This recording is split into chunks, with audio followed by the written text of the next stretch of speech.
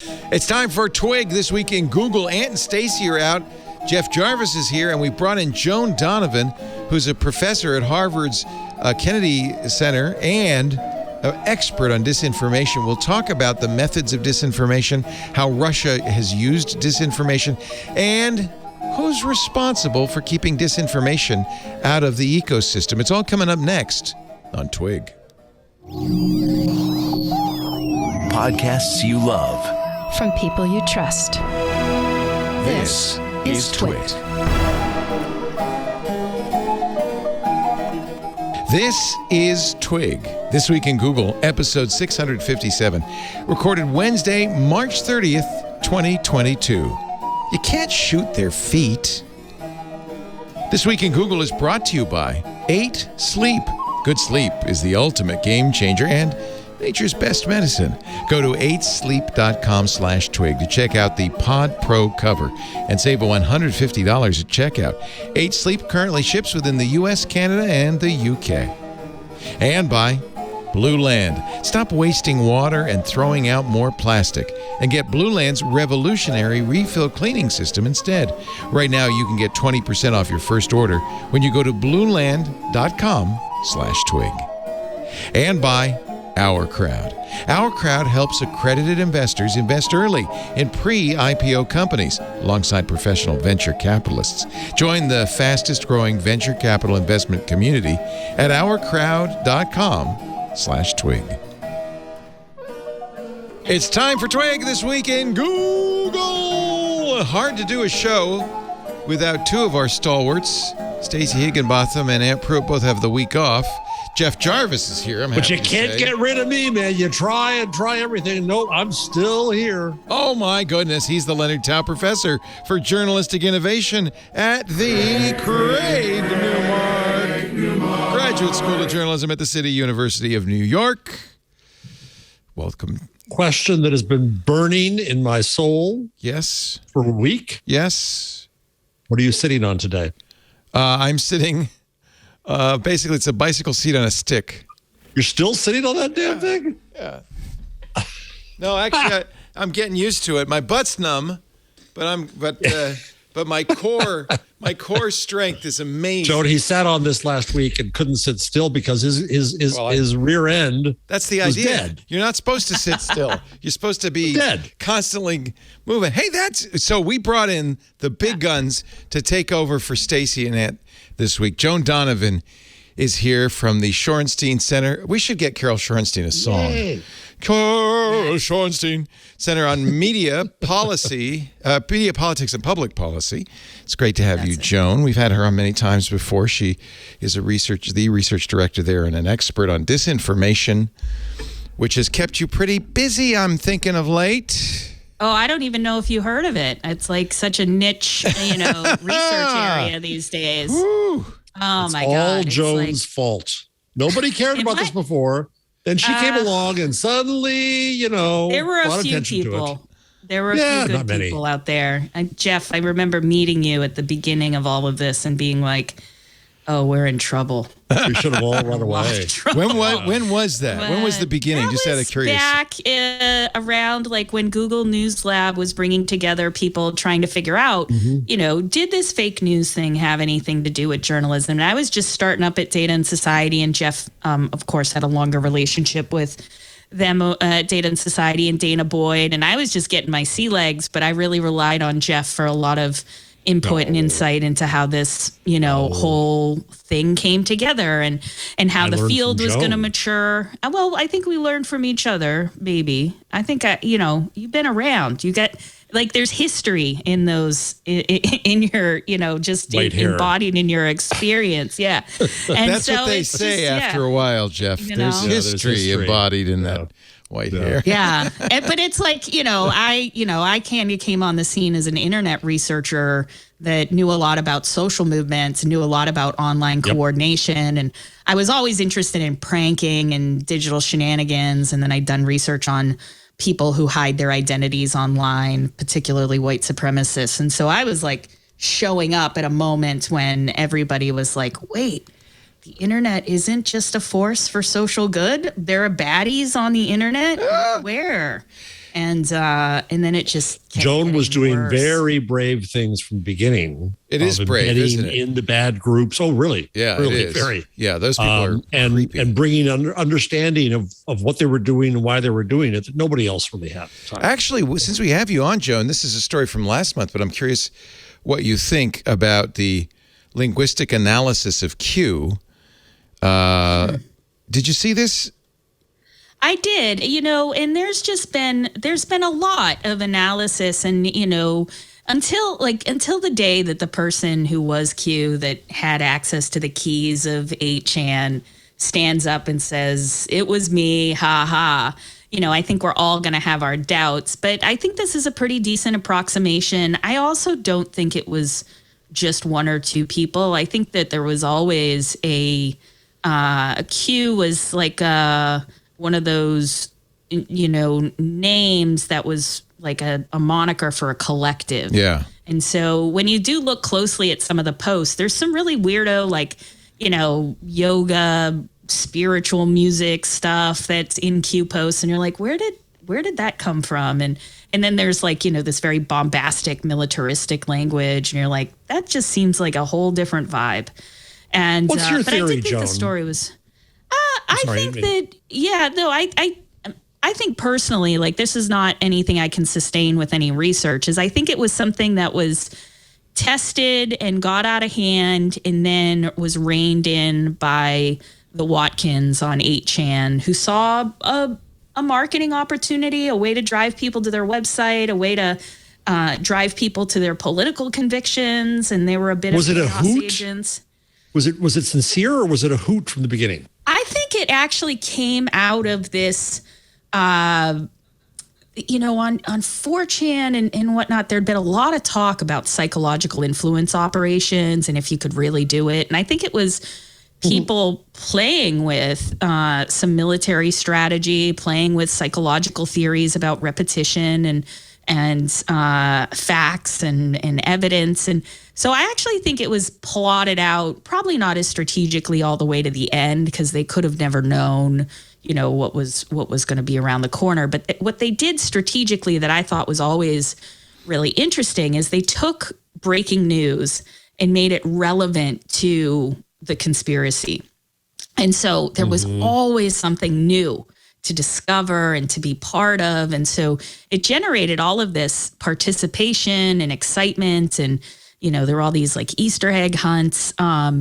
And so in that sense, I do think that the Watkins saw that there was an advantage here, that their website could really bring people together and could be used as a place to launder information out to other platforms. But because it was always bigger than the messages from Q itself, there were all of these, sort of centrifugal rings of influencers around Q, that it was always more than just one layer of people. And it's hard to tell if they were even coordinating at all, more so than they were just trying to keep it alive because it made money, it generated attention, and it got political things done.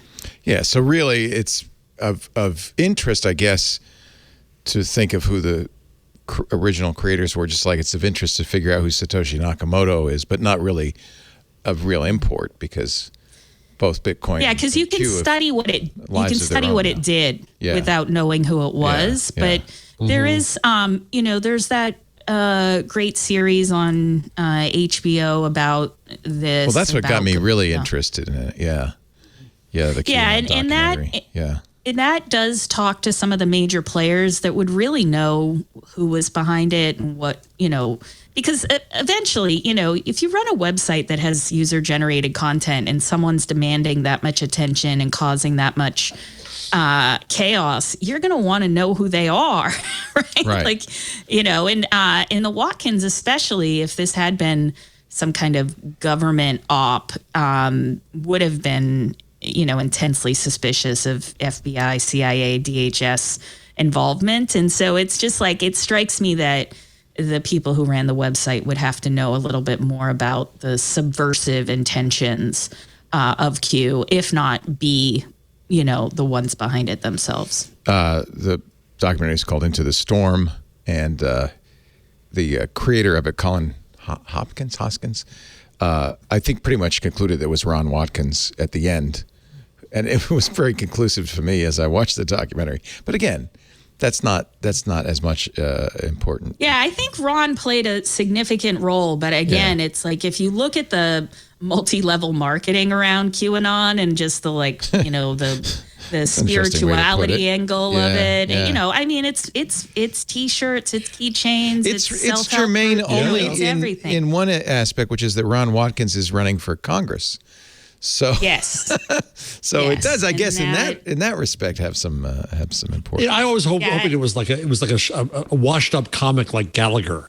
Wouldn't that have been better? It was a hoot. Like Carrot Top shows up. Yeah, Carrot Top. Like, that's better.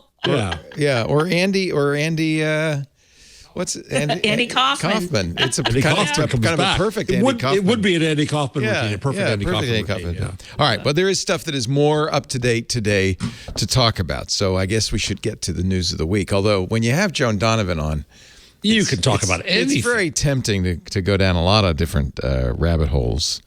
That's where she lives, in those rabbit holes, right, Joan? I know. You guys don't even want to know. Like, I often tell people, they're like, what have you been looking at? And I'm like, no, let's talk you about don't want to know. else. It's like asking a Facebook moderator, hey, did you have a good day? How was work? How was work? Like, whoa, no, not the conversation that we had here. Actually, anyway. let's talk a little bit about disinformation in Ukraine. It was a very interesting strategy the U.S. information agencies pursued to defuse what they saw as the coming war and the coming disinformation from Putin. For instance, to say, no, those stories about the chemical weapons bunkers the U.S. has in Ukraine are really just a straw man to distract you from the fact that they're going to use chemical weapons to attack Ukraine. Russians are going to, or, pay no attention to. So the Russians, who have, historically been kind of kings of disinformation, I think, have been at it again considerably. Yes. And do you think that was a good strategy on the part of the information agencies to I think it in the evidence inoculate? It points right back to what happened in Syria, and so we know that this is part of the strategy is to say this horrible thing's about to happen, blame this other person, and that kind of attack and deflect strategy is something that we've seen from Russia in the past. And Gary Kasparov says that Putin's strategy has always been sue for peace talks so he can rearm and reload and then attack with great vigor again. It's like we know the playbook now. Yeah, and I think that, the U.S. and NATO understand that there's a common enemy afoot, and that's why I think, news media was making a pretty big deal about the end of Biden's very cinematic speech on Saturday with the castle and the dark lighting and everything. Very ominous. But I was like, this feels like the moon landing, in a way. Do you think that was intentional, all of that staging? Stagecraft? Oh, yeah. Everybody loves a good stagecraft. Yeah. Joan, have you seen... sorry, I'm not hearing you sometimes. Have you seen a uptick or downtick in Russian disinformation? Are they a little busy now, paying attention to what they're paying attention to, or in terms of America, or has it had an impact on the flow? It's interesting. Yeah, the kind of stuff that we see, like that used to be pumped through Russian state media, of course, the platform companies have shut all of that down. And so there's a lot less RT. But what we're seeing then is clips of those shows show up on TikTok and in Telegram much more frequently. And so the media out of Russia is coming back. But the Russian focus on the U.S. and I thought it was really interesting. Love to know, Jeff, your opinion on, when Putin started to mention J.K. Rowling and cancel culture. It reminded me a lot of this kind of dog whistling where you're like, well, the U.S. media is going to have to cover this because we mention, Harry Potter. Right. And so it seemed why. To me like that was a kind interesting. Of a way to snake back into the American, That is interesting. Good theory. Media. I like that. Yeah. They must But it's have, also amazing. They must have a fairly big operation.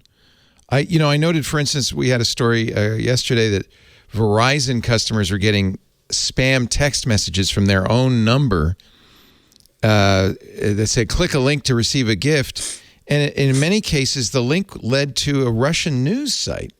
And I thought, wow, that's interesting. Is that their strategy?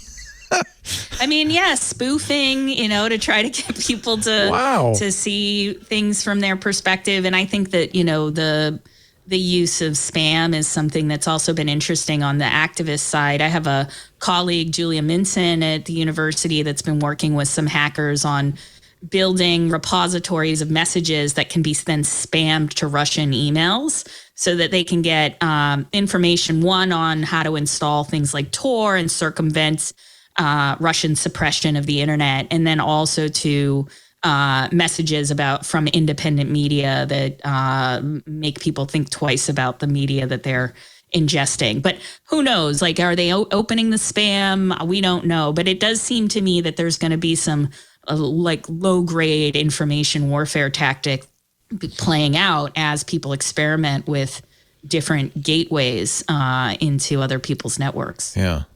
You do it all, right? And it's cheap and easy to do thanks to technology. So as long as you have the manpower, which Russia does, to do it, you do it.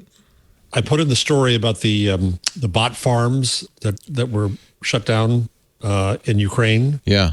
And the great thing about it is pictures of the racks used to create all the different identities to go spin off and other things. 10,000 SIM cards, 100 sets of GSM gateways.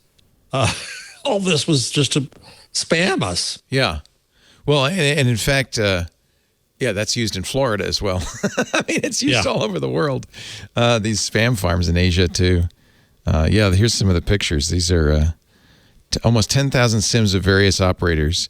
The idea being, it looks like these are genuine users. It's been used for click fraud in advertising. I guess this was for disinformation. I don't know what they were. I would assume so. Yeah. The bot farms operated in Kharkiv, Cherkasy, Ternopil, Poltava, Zakarpattia regions. Fake accounts. They would use these to create fake accounts on social media. Right. Yeah, that makes sense. Yeah. And then post fake news about the Russian war. I think I've known a few of them. I wonder, Joan, if this, how new is this phenomenon? Is social media really allowing, this has kind of been something poor Jeff has to hear me say all the time, allowing this to be weaponized. Yeah, we've been here. If you look at the sort of now canonical case of the Russian Internet Research Agency, when they were creating fake accounts, it was, some of them were originally lifestyle accounts, things that were, on Twitter that were very spammy until they were turned into, mostly anti-Dem or anti-Hillary accounts. They weren't exactly pro-Trump. And so, we've seen this happen time and time again. We were also looking at a bunch of Facebook pages that were being operated and were selling identities to support the convoy protests that were happening in Ottawa, and then started to roll out in the US, and there was nobody really paid any attention to it, but there were a couple of convoy protests in DC over the past few weeks. It's just part of the nature of the design of these platforms themselves is this engagement farming and building out these fake profiles, because the goal here is to have an impact on the algorithm, not just an impact on public conversation, but you want to be able to put information out there and then have it be discoverable. And so it's like, if a single person tweets and nobody retweets it, and did anybody really see it? And so having a bot network or fake influencers or fake accounts that follow you, that job is to reshare that information.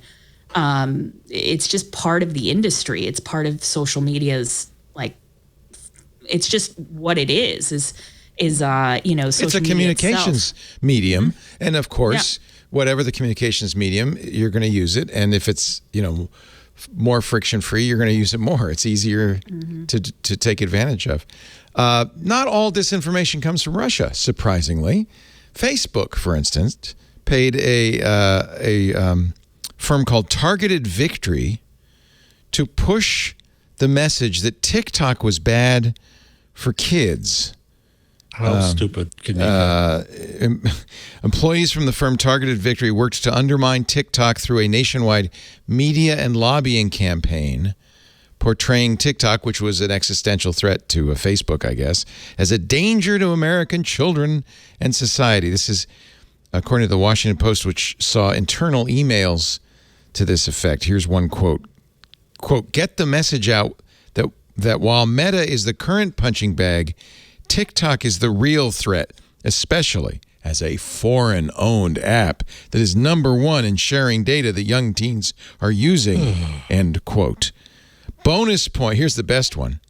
Bonus points if we can fit this into a broader message that the current bills aren't where members of Congress should be focused. Pay no attention to that Meta problem. Look at TikTok. Yeah. Well, this had echoes of a campaign that Facebook had also run in 2018, where they used a similar firm called Definers that had attacked Apple and Google. And they had come up with some anti-Semitic messaging that also attacked George Soros. And so Facebook, in response to that New York Times story, it was a really big deal when it came out. It was a Shira Frankel, Cecilia King piece. And so this is nothing new that Facebook has done here. This is just a different firm doing the same media. Do you think all companies do this? This is like, well, they usually hire, they create a fake organization and fund that and let that organization, right? Microsoft has been doing this for years, going after Google and company. So it's usually, they're smart enough to create a separation. Actually, they create Microsoft, the Society for Responsible Adolescents. Microsoft and give it money. Did sponsor ads and videos about Gmail Man reading your mail. So they didn't try too hard to obfuscate the source of that information. Yeah, well, that's Targeted Victory does not deny it. They say, quote, they didn't say what they did, but we are proud of the work we've done. You can hire us with go Meta. After your enemies too. And Meta spokesperson Andy Stone defended the campaign, saying, quote, "We believe all platforms, including TikTok, should face a level of scrutiny consistent with their growing success." TikTok says it's deeply concerned. Well, it's hard. You're out here if you're out here as an academic, you're like, wait, we're trying to work with these companies to battle misinformation. And here they are paying PR firms to blast each other. And it's like, how do we get a handle on like authentic debate and discourse, especially if you look in that article, Taylor Lorenz and Drew Harwell do a really great job because there were a couple viral campaigns. We were sitting on a case study about the slap your teacher phenomenon. And we were just like, we just can't figure out how this thing Where did this come from? Became so popular when it's not actually that viral. And there's a few things on TikTok and there's a few things on Facebook. And this really connected the dots for us, is that there was a paid media campaign to get out that, TikTok was hosting these viral challenges and they're a threat to children. Yeah. And so it really, we were just like sitting here reading it this morning. My whole team was on Signal, just like, oh man, we can finish the case study now because we know how it became popular in the media. Wow. So how much of moral panic is seeded in this way? Mm-hmm. Mm-hmm. Mm-hmm. Yeah. And so we got to just be really careful when we start to read these stories. And it employs a classic media manipulation technique called trading up the chain. So it's well known. There's a really great book by Ryan Holiday called Trust Me, I'm Lying, where he's this whole chapter on describing. Yes. Yeah, read this chapter again because it'll just, but it's you plan a story in local news or blog that doesn't have a lot of oversight in terms of editorial, and you get that story and that establishes the facts. Here's and then a other things can be built on. Here's a perfect example that happened in Northern California a couple of months ago. This is from Oakland's Channel 2 News. Sweeping TikTok has law enforcement watching. It's the door-kicking challenge in which young people kick someone's door to the beat of a song, then run. As KTVU's Deborah Villalone reports, it's causing damage and safety concerns. This sparked a series of this sparked a series on TikTok, of a prank that began in college dorms. Newspaper articles in Petaluma. Doors are being damaged. Plus, we're worried when this happens, somebody's going to get shot. If you think you're being broken in on, here's the Petaluma Police Community Engagement Officer. Oh my God! This is as far as I know, was localized to our small town. I asked our 19-year-old, and I asked my son, who's a fairly well-known TikToker, "Are you aware of this challenge?" No. No. So Leo, and that's this it. line, line 109. Line 109. 109. Kick the door when you hear it. 16% of British toddlers are on TikTok. I mean, as their parents are videotaping do they survey them? It may be affecting their attention span. Maybe. A toddler. Like I say, Mommy, can I please have the TikTok, please? British toddlers are increasingly likely to be users of TikTok, with a substantial number of parents saying their preschool children use the video service, despite the app supposedly being restricted to those ages 13 and older. Excuse me, little Sally here. I know you're only 2 years old, but did you fill out that age thing? Did you go down to the pub? Go down to the pub, Sally. Get your age thing. I don't even know how you get statistics on that. Yeah, this is from OFCOM. That's the funniest thing. This is the British Ofcom, the British enforcement media regulator. They're the ones who are going to be enforcing the new regulations against the internet. Ofcom. These are the folks who are going to protect us from ourselves. Oh, Lord. This rises to a third of all children in the 5 to 7-year-old age group. Oh my God. I wonder if they just asked parents, do you let your children use TikTok on your phone? And they're just like, yeah, I show them funny cat videos. I don't, honestly, how else do I get my dinner down? The 13-year-old age limit is about collecting information on kids. It means you can't make an account on TikTok, which means you can't post on TikTok. But I don't think in any respect it limits you from viewing video on YouTube, TikTok, or anything. But how does a 5-year-old get access to this? I mean, this is just Mommy, can I use the phone, Mommy? It's especially 3-year-olds. It's mums going, shut up and watch TikTok. Yeah. That's how I self-soothe at night. I'm like, I'm just going to kick back. Why shouldn't 3-year-olds be able to doom scroll like the rest of us? TikToks. Yeah, totally. That's hysterical. That's weird. I mean, if we're all out here trying to get headlines, it's one thing, but geez, you really want to tie that to some really clear analysis of facts. And I think there is a bit of a, moral techno panic going on in the world these days around, access and access to technology, meaning exactly that this child or this person has been corrupted in some way. And I don't know. I hate to hold myself out as an example of anything, but I consume more horrible media than most people on the planet. Uh-huh. I think I'm okay. Yeah. You're watching? You're binging Bridgerton. Is that what you're talking about? Yeah, but I guess I don't know. Maybe I don't believe in anything, so I'm like, flat Earth. Let's watch it. So where are you on the third person effect, Joan, and the first person effect? What's that? What do you mean? Core? Tell me. The third person effect says that everybody else is influenced by this horrible stuff, but not me. And the first person effect says that I'm better than everybody else, right? And that's so much of what goes on here is that there's a big scoop of that in all of this. Affected. Yeah, I can handle it, but I really worry about the mush minds in my community. No, there are things that I am totally dupable on, and I need to know what those things are. And so I'm I want to believe probably the worst about Bitcoin. And so I'm dupable about if people, I was just talking to a colleague the other day and I had shared that New York City scammer sells Chuck E. Cheese tokens in Times Square as Bitcoin, makes $1 million. I was like, that's funny. I would believe Bitcoin was real, and so you just got to kind of know what you might be susceptible to, where your biases are, and then show up with sort of a relentless skepticism towards everything. But, I have criteria by which it makes it so that I believe certain things more than others, especially when it comes to long form investigative journalism and but it's crazy to think that there's a great book, if I might divulge my book choice early, but there is this great book from Kelly Wheel about flat earthers that has recently come out. Oh yeah, I've ordered that. Yeah.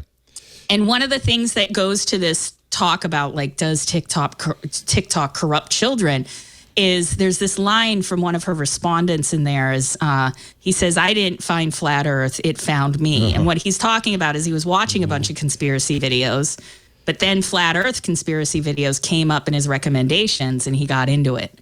And so I think part of that underlying fear about what the algorithms are doing to people is animating people's fears about, what's under the hood at TikTok and, are they Chinese propagandists that are trying to make us feel better about U.S.-China relations? Is that part of TikTok's, adoption, in the U.S.? And so it's important for us to be skeptical of things, but also we can't just get into this, belief that, these companies can do all this stuff that is just not actually possible. Well, and how much people are affected. Joan, can you explain this to me? If anybody can, you can.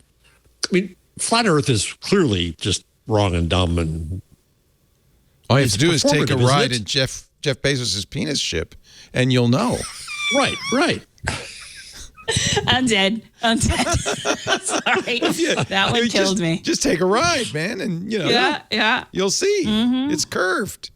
It's curved. It is.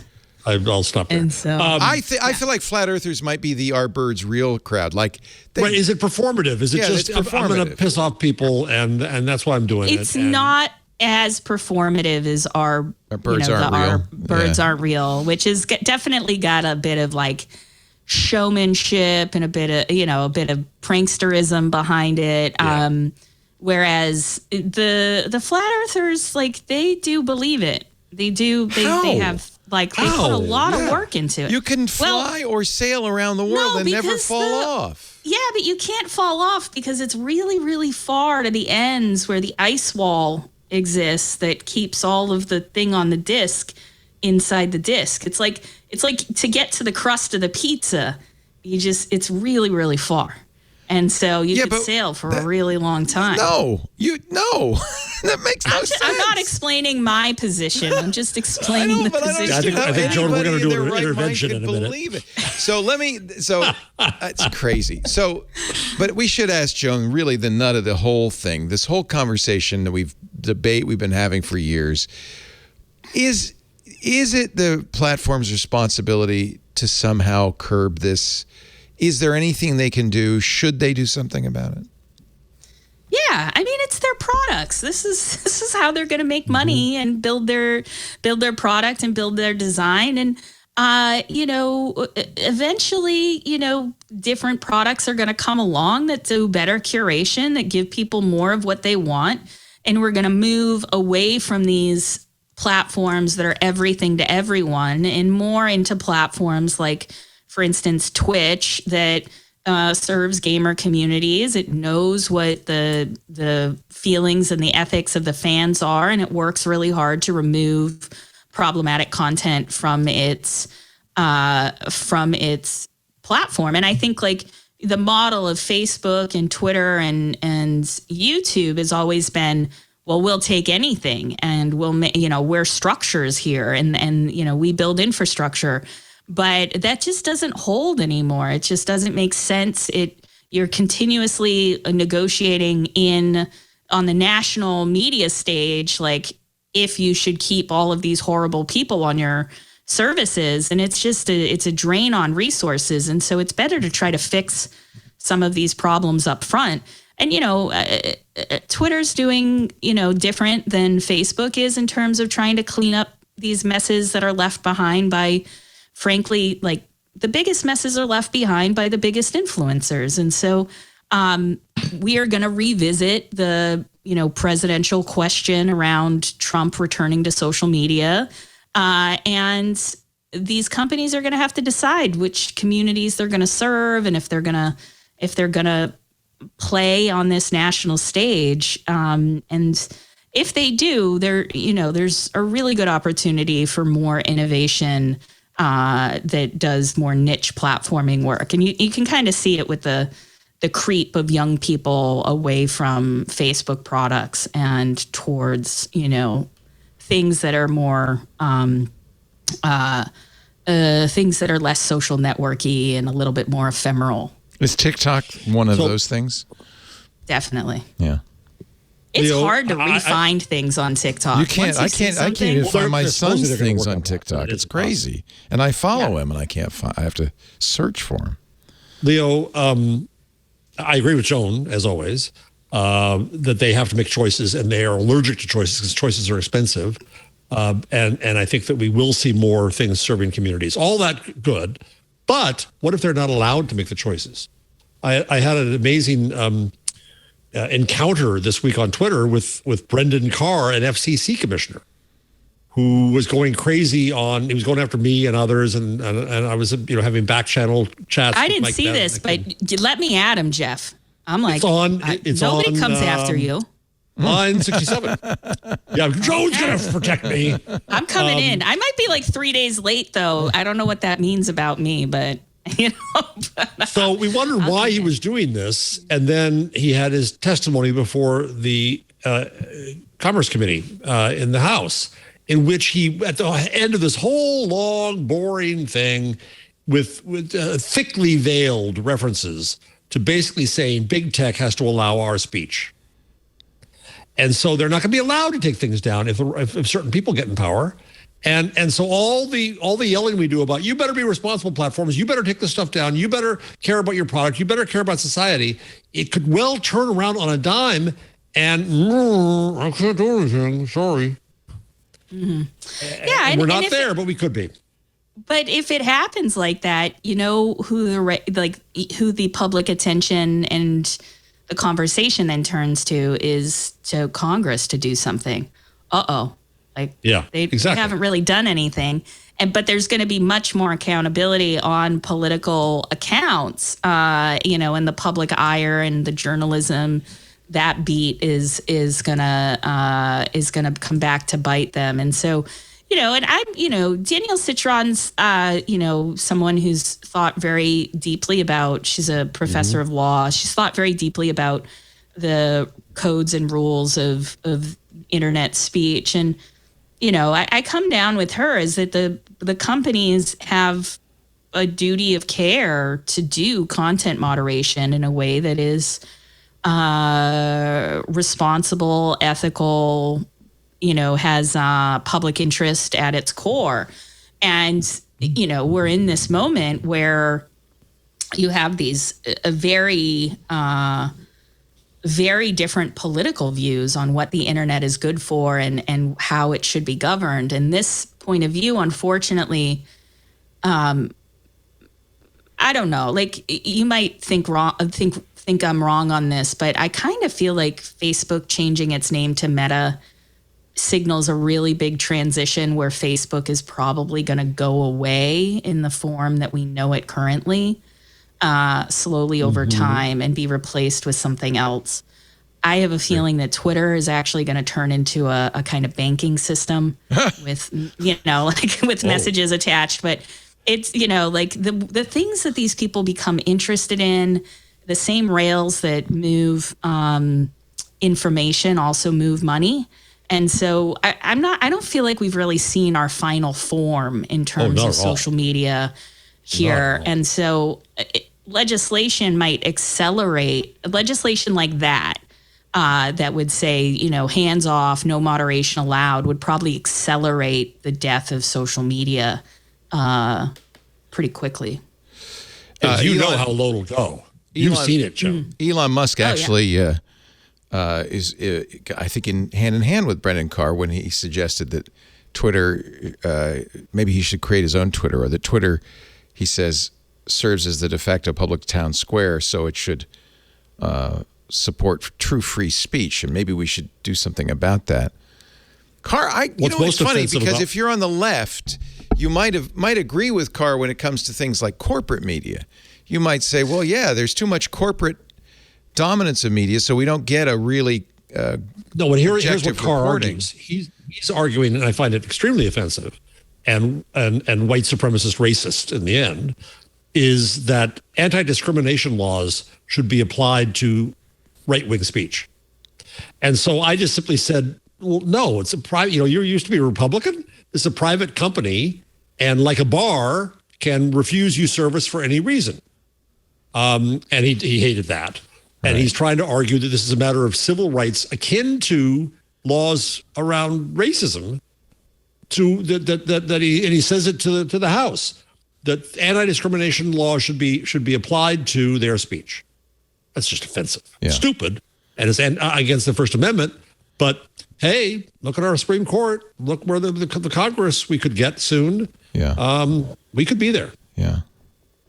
Let's take a little break. Joan Donovan is here from the Shorenstein School, the Center on Media, Politics, and Public Policy at Harvard University. Always a welcome visitor to these shores. Jeff Jarvis also. Stacy and Ant have the week off. Our show today brought to you by... Now, I've talked about mattresses before, but I want to talk to you about something that's on top of my mattress. It's the 8 Sleep Pod Pro cover, and it is very cool, also very hot. It can be either. Lisa and I have toyed with electric blankets, electric mattress pads, various ways of, warming up the bed at night and so forth. I used to have one of those things they have in colonial homes. You put coals in it and you rub it between the blankets. But that's not what this is. This is so much better. This is a high-tech answer to good sleep. It turns out, evolutionarily, you might go to bed, the fire, you just put out the fire, the house is still warm. Over the night, the room cools down, your body's tuned to that, it cools down, and then in the morning, the sun comes out, it warms up, and you get up. And this is kind of the natural sleep cycle, a cycle that we frankly don't get anymore because we have climate-controlled homes and lots of blankets. 8 Sleep is bringing that sleep cycle back. Now, I'm not going to dictate to you how you use your 8 Sleep, but I'll tell you how I have it. And by the way, 8 Sleep, which is cool, it's a cover that goes over your mattress. It's computer controlled, internet controlled. You have a app that you can choose temperatures and so forth, but it also observes your sleeping, how you're restless, how you're not, when you get up, when you go to bed. And it then programs the bed. So when I get in bed, it's nice, toasty, cozy, and warm. It slowly cools off as the night goes by, and then warms up again to wake me up around 8 in the morning. And I have never slept better. Kevin Rose was the first to tell me about this. Amy Webb and Kevin both have the 8 Sleep, and we're saying, you got to get this. It's the best thing that ever happened. 30% of Americans struggle with sleep, and one of the main reasons is temperature regulation. Night sweats, we sleep too hot, or we're freezing cold. This is the solution. 8 Sleep's Pod Pro cover. It pairs dynamic cooling and heating. It does both with biometric tracking. In fact, you can even get your sleep score and all sorts of information about how you slept from it. You add the cover to any mattress. Temperature range is huge, 55 degrees to 110 degrees. You can control it. Lisa, and by the way, we have a double bed. Lisa has her side. I have my side. She likes to have it really warm all night long. I like that cycle. You can control that. Each side of the bed is adjusted based on your sleep stages, your biometrics. It actually even tests the temperature of the bedroom and reacts intelligently to create the optimal sleeping environment. I know this sounds a little bit like hocus pocus, but believe me, when you do it, you will never go back. I'm totally hooked on this. 8 Sleep users on average fall asleep up to 32% faster, reduce sleep interruptions by 40%, overall get a more restful night's sleep. This is the ultimate in sleep, I have to tell you.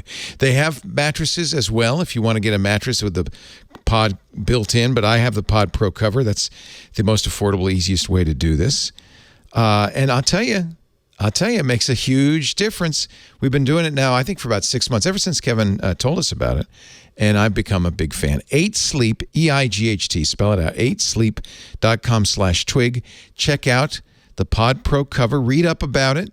I think you got to try it. You can save $150 at checkout, by the way. 8 Sleep currently ships within the U.S., Canada, and the U.K. get that $150 credit if you go to 8sleep.com/twig. Unbelievable. Unbelievable. I don't know how to explain it better. I wish I could. It's fantastic. And it's cozy. I really like it. 8sleep and cool as well. 8sleep.com/twig. Thank you, 8sleep, for supporting This Week in Google. And just a tip to you customers out there who buy it using the Twig thing. Make sure that, unlike Leo, you read the instructions first. Oh, yes. This is the thing. We were talking about this when I got it. I put it on wrong because I thought you have the cover and then there's a bottom part. You'd put that underneath and you'd tie.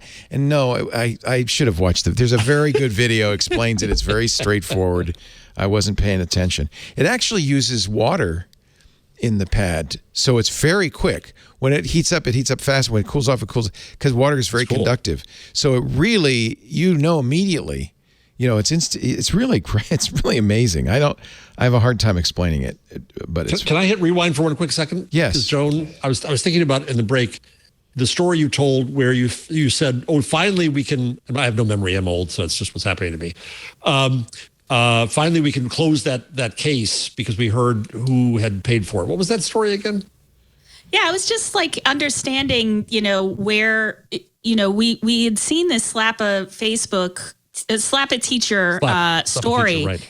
And it was being pumped out like this was this viral TikTok challenge. And, amongst researchers were like, we don't see it. Like, we don't see it on TikTok. There's a little bit of stuff about slap a teacher, but it's not viral like this. And so we had kind of wondered why there was media pickup of something that hadn't really happened. And we were kind of, we will half write a bunch of case studies here and there just because we want to save that data and we want to hold on to it. And so what this story allowed us to connect the dots between is that there was actually a media PR campaign behind, getting people to think that TikTok was allowing these abhorrent, challenges to happen on their platform, when in fact, the op-ed or the letter to the editor that was written by this Targeted Victory organization. And did you find out who was behind it?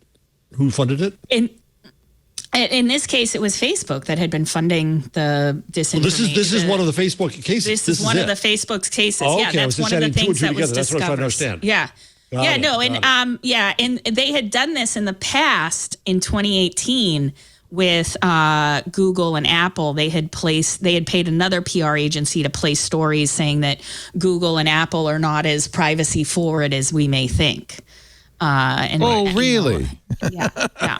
Surprise! Facebook. Facebook might know. I wanted to put it together. Yeah, I mean, my mind becomes a repository for all of these like corporate shenanigans, and it's just like, at the end of the day, you just realize, there can be so many books written about this stuff, but getting accountability for massively resourced companies is going to be impossible without some kind of legislation that makes transparency a priority. But we're in this, space where, of course, Microsoft has been up to this stuff for a long time. Is that the best solution? Just to say you have to report, if you're doing a campaign like this, you have to report it. Like, you just have to be transparent about it. Just be transparent about it. Because you don't want to outlaw it. It's a fine line between that and advertising. It's speech. It's advertising. It's speech, yeah, but it's also just this we use it when we're studying this. We look at that kind of framework as a true cost of misinformation. So getting the Petaluma police to comment on door knocking in dormitories is a waste of somebody's time that is getting paid. And so we have to wonder then, where did these Petaluma stories really generate from? And if they were a target of this PR campaign and they were like, look, the doors are getting injured. Who knows what's going to happen next? Think Puppies might die. The cats will get out. Who knows? Who knows what's going to happen? Only time will tell. And so we often wonder with these made up stories that, how do you make someone responsible then for that if, the Punch a Teacher challenge is causing hysteria in a high school that has, some violence and like teachers get afraid of this, and then it's not really even a thing. It reminds me too of the Tide Pods challenge, that nobody was eating Tide Pods. Yeah. And it just, but nevertheless, where did that come from? Where did that come from? That one, I think I remember that there had been a rumor where someone said, kids are eating Tide Pods, they look like candy. And then like people on TikTok and other social media did pretend like they were about to bite into a Tide Pod, like saying looks delicious, right? And and then it kind of fueled that panic for a while, and poison control centers and other places were responding on social media, being like, if you do eat detergent, go to your local hospital right away. You're just like, it does or look if you like try candy. to put light in your veins and drink bleach, that's the president. But I don't. Yeah, it's called public relations. Public relations is about spinning. It's about spinning things in your favor and in your competitor's disfavor, and that's. I think you want to outlaw that. I mean, the responsibility for not using public funds for this is for the Petaluma Police to say no when Channel 2 comes calling and says, we'd like to interview you about people kicking in doors. Just say, no, I have things I need to do now, and I'm not going to do that. And for Channel 2, when they get the PR call from targeted whoever to say, yeah, we're not interested in that. The problem is you get, complicity all down the line. Channel 2 is using, I'm sure all of the, they use these EPKs, these electronic press kits from companies, run these videos produced by companies all the time without disclosure. The problem is that the kids are crazy and teenagers will never listen. Yeah. And, everybody loves and that that's story. That's a good trope story. as old as time. But you do have to worry, like in the long run, the acceleration of these and how many of these are we going to have to go through until. Is it foolish to say that rather than holding the platforms responsible, and I know you said that we have to, but to say that we should inoculate people and just kind of transparency is good, and then teach people look for the label that says it's made up. I mean, shouldn't that be how we handle this? I would love it if that was possible, but the way content is displayed on social media is a play of appearances. We had a whole rash of recontextualized media, just repurposed video and JPEGs and to say, this is images from the war in Ukraine. And it was an overwhelming volume of content that had been served up very early on. Jeff during hepped me to that. He said, watch the video you're seeing on MSNBC and CNN. It comes from Russia. And then some of them were video game simulations, that whole Ghost of Kiev story. I mean, we all, like the X-Files, we all wanted to believe that, but we wanted to believe the Ghost of Kiev was going to save Ukraine from Russian, air, supremacy. And it was nuts, and it was what was circulating was a video game simulation of a fighter pilot downing other warplanes. And people were sharing it as if, Ukraine could mount a defense, which we know they couldn't. And so the problem here is what ends up getting in the way of people's truth-seeking behaviors. And so if you're looking for truth and you're saying Ukraine air support and you're getting a bunch of disconnected videos, some of them real, some of them fake, whose responsibility is it then to put those labels on, to make sure that the truthful stuff comes up first and to sort and rank? If you break these platforms down to their base function, their function is to discover, rank, and represent information. That's what they do. Right. And so it's the ranking algorithm the ranking. Yeah. Mm-hmm. Yeah. It's the ranking. Joan, can I ask you a question? That problem. Yeah. Because I one of my theories, and I have a whole bunch of crazy theories, but at least none of them are about the Earth being flat, is that we're concentrating still too much on the wrong end. Now, don't take any insult to this, because at the end you could concentrate on, but is people want to say to the platforms, play whack-a-mole, get rid of all the bad stuff, and then everything will be okay. And then instead the job has to be, as it has been since printing, sorry, Gutenberg moment, that we need institutions to find the good stuff. The bad stuff's always going to be there. We can't get rid of it. But too much attention is paid to it because we don't have the mechanisms, I think, to find that which is credible and relevant and certified and so on. And we need to invent, and the institutions we have, newspapers, editors, publishers, are inadequate to the scale that we have. And so I just think we need to kind of shift our thinking a little bit and realize that there's always going to be stupid stuff there. And the trick is to find out ways to ignore it better. Does that make any sense?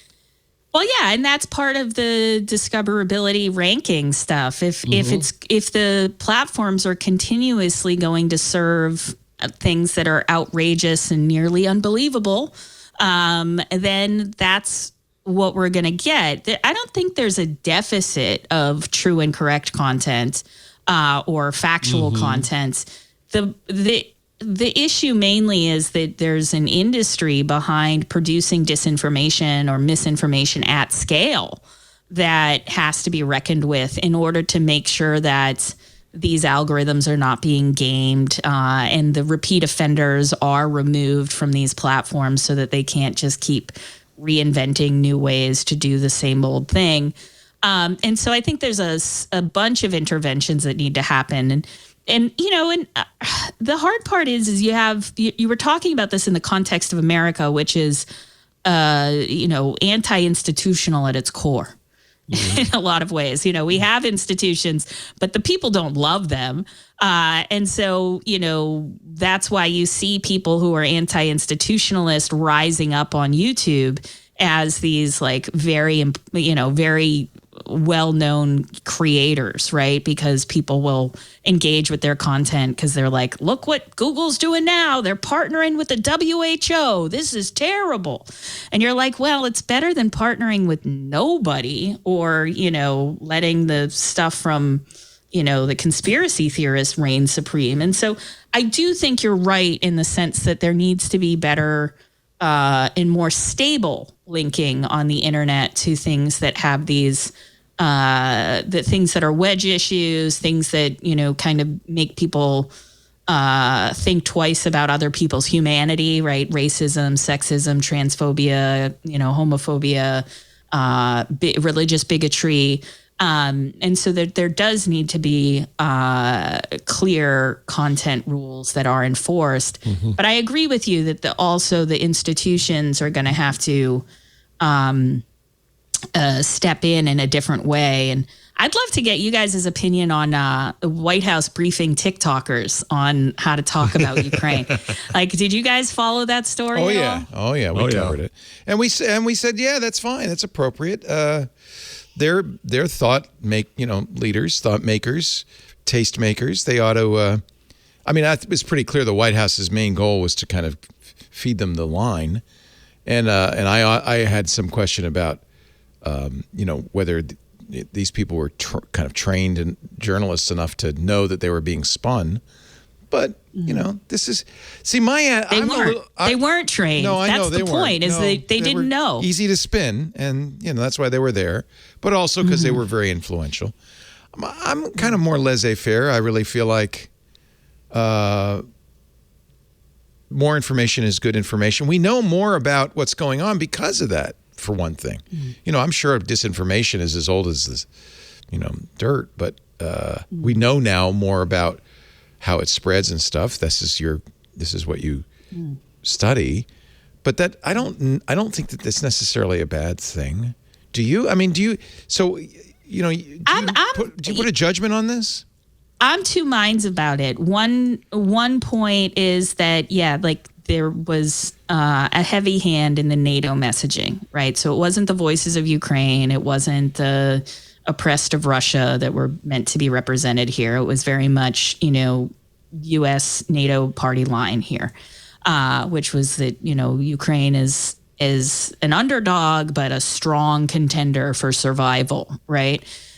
Which I thought was really problematic in the sense that I couldn't tell you if any of these TikTokers actually feel that way.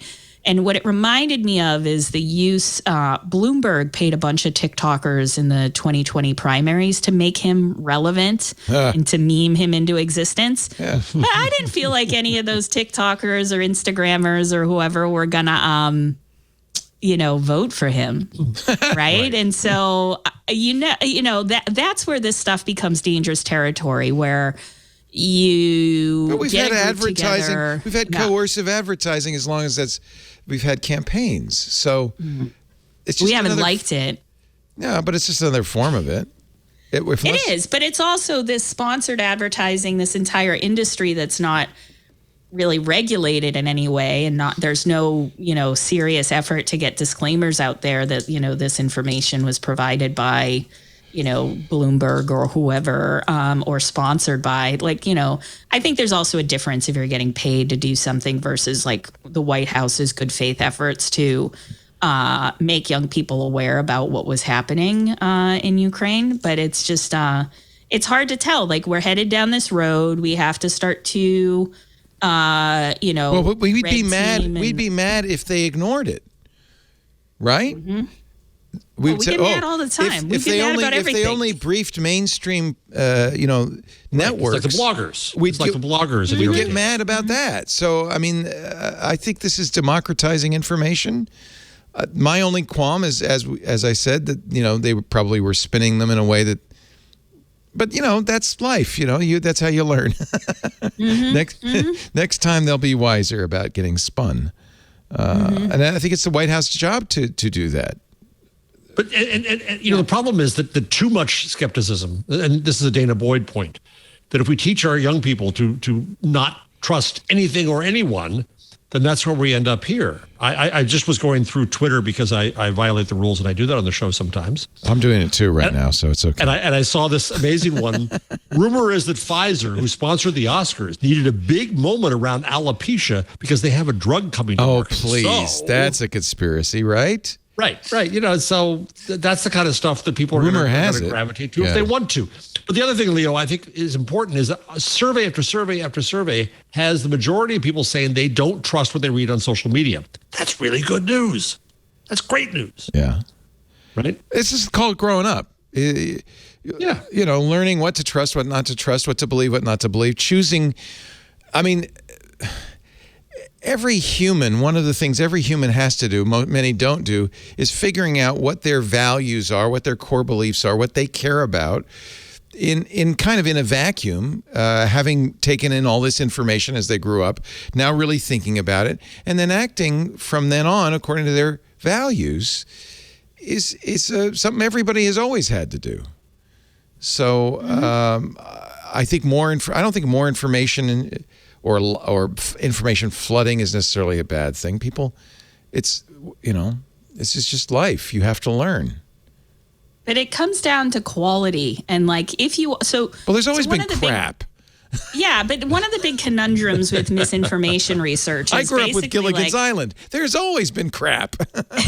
Oh, don't I know it?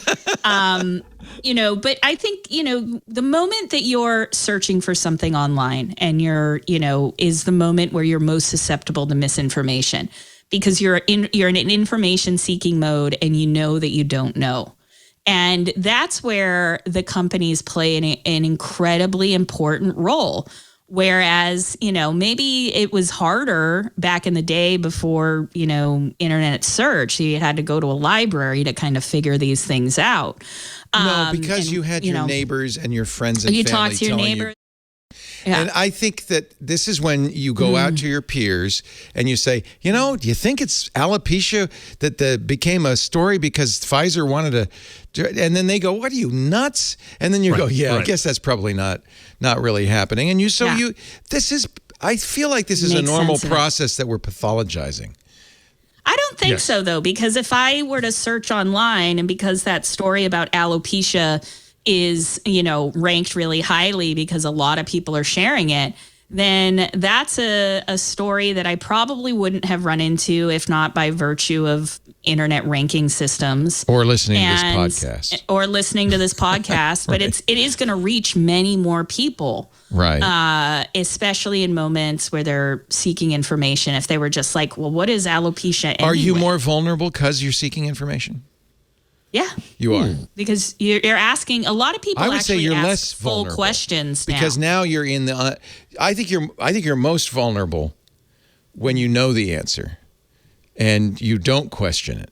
I think you're less vulnerable when you're saying, I want to know what the answer is, and you're weighing facts. That's when you're best capable of saying what, let's look at the truth. Yeah, my problem is it's not all facts that you're weighing things against. Well, so you throw out you're the looking dross. at you're looking at a social media return. But Joan, you would agree that there's no way to create a perfect stream of factual information. There's always going to be misinformation. Yes? I think there will always be misinformation in spaces that have a preponderance of user-generated content. Right. Humans are really good at it. Yeah, but I do think that, to Jeff's point earlier, that there is a way to create streams of more factual or public interest information that have not been explored yet, and that aren't prioritized by these companies. And maybe it shouldn't be the role, and maybe you got me here, Leo, on this, is maybe it's not the role of social media companies to do that. Maybe. Yeah, I mean, maybe they tell you that you're in a landfill of words. Yes. Their job is to pile it on.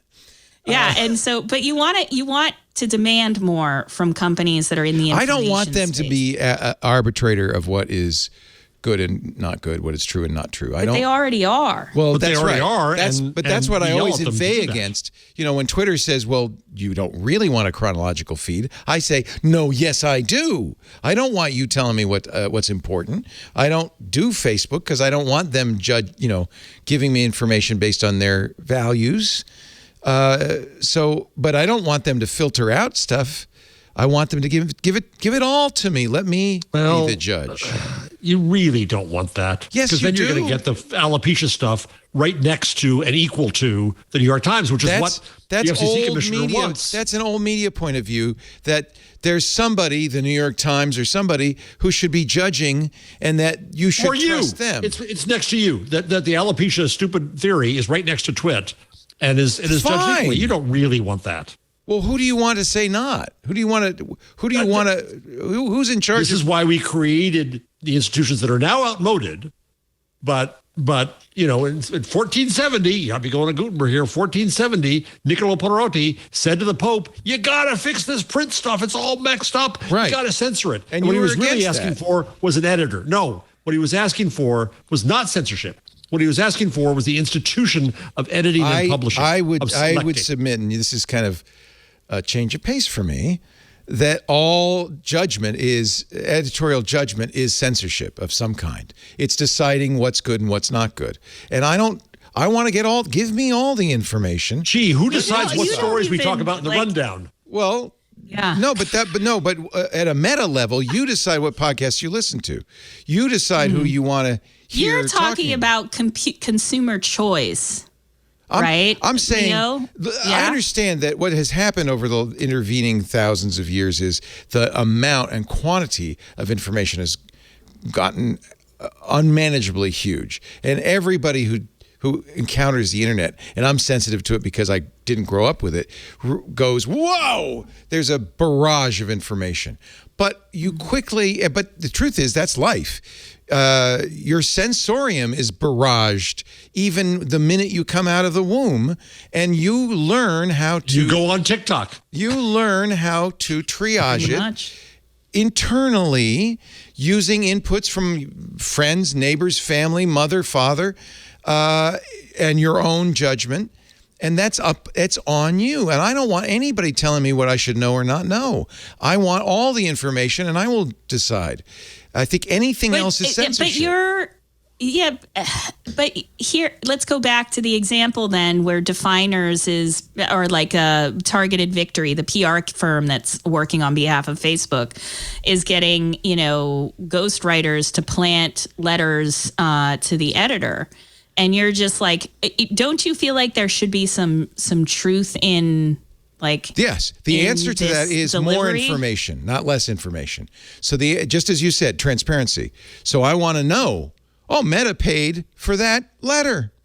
That will help me judge the value of that letter. That's more information, not less. Yeah, but there's also just this, I hear you, and I don't agree that all editing is censorship because, to be honest with you, some words gotta go.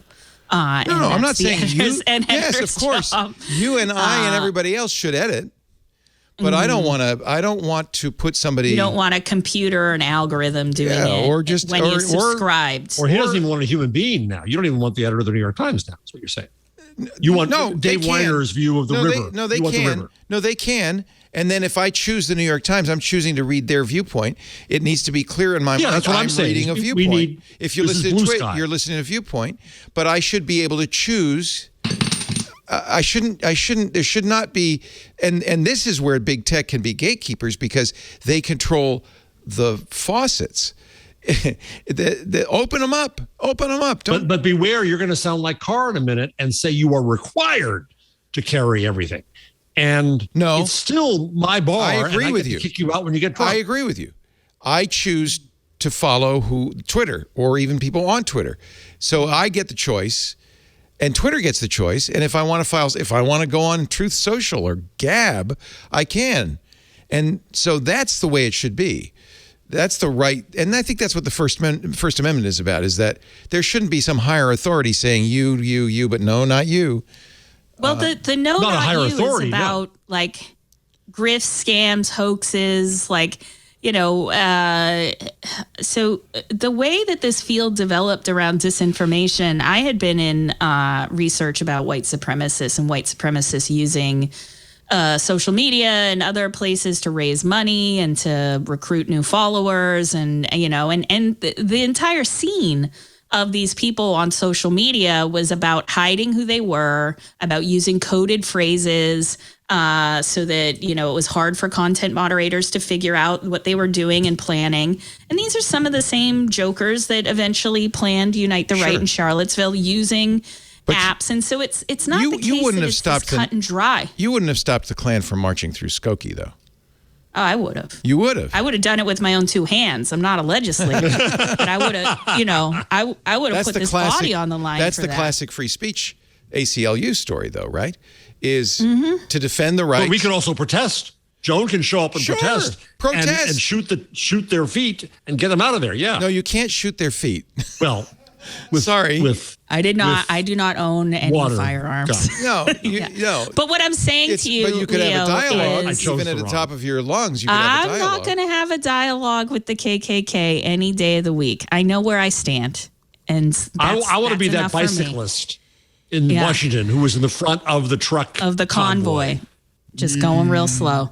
Yeah. But the thing about it is, as you start to move between the wires and the weeds and you go from these like online examples to these real life examples, you have to also think about, well, what is the community that the KKK is routinely trying to march on? They're routinely trying to march on Black communities.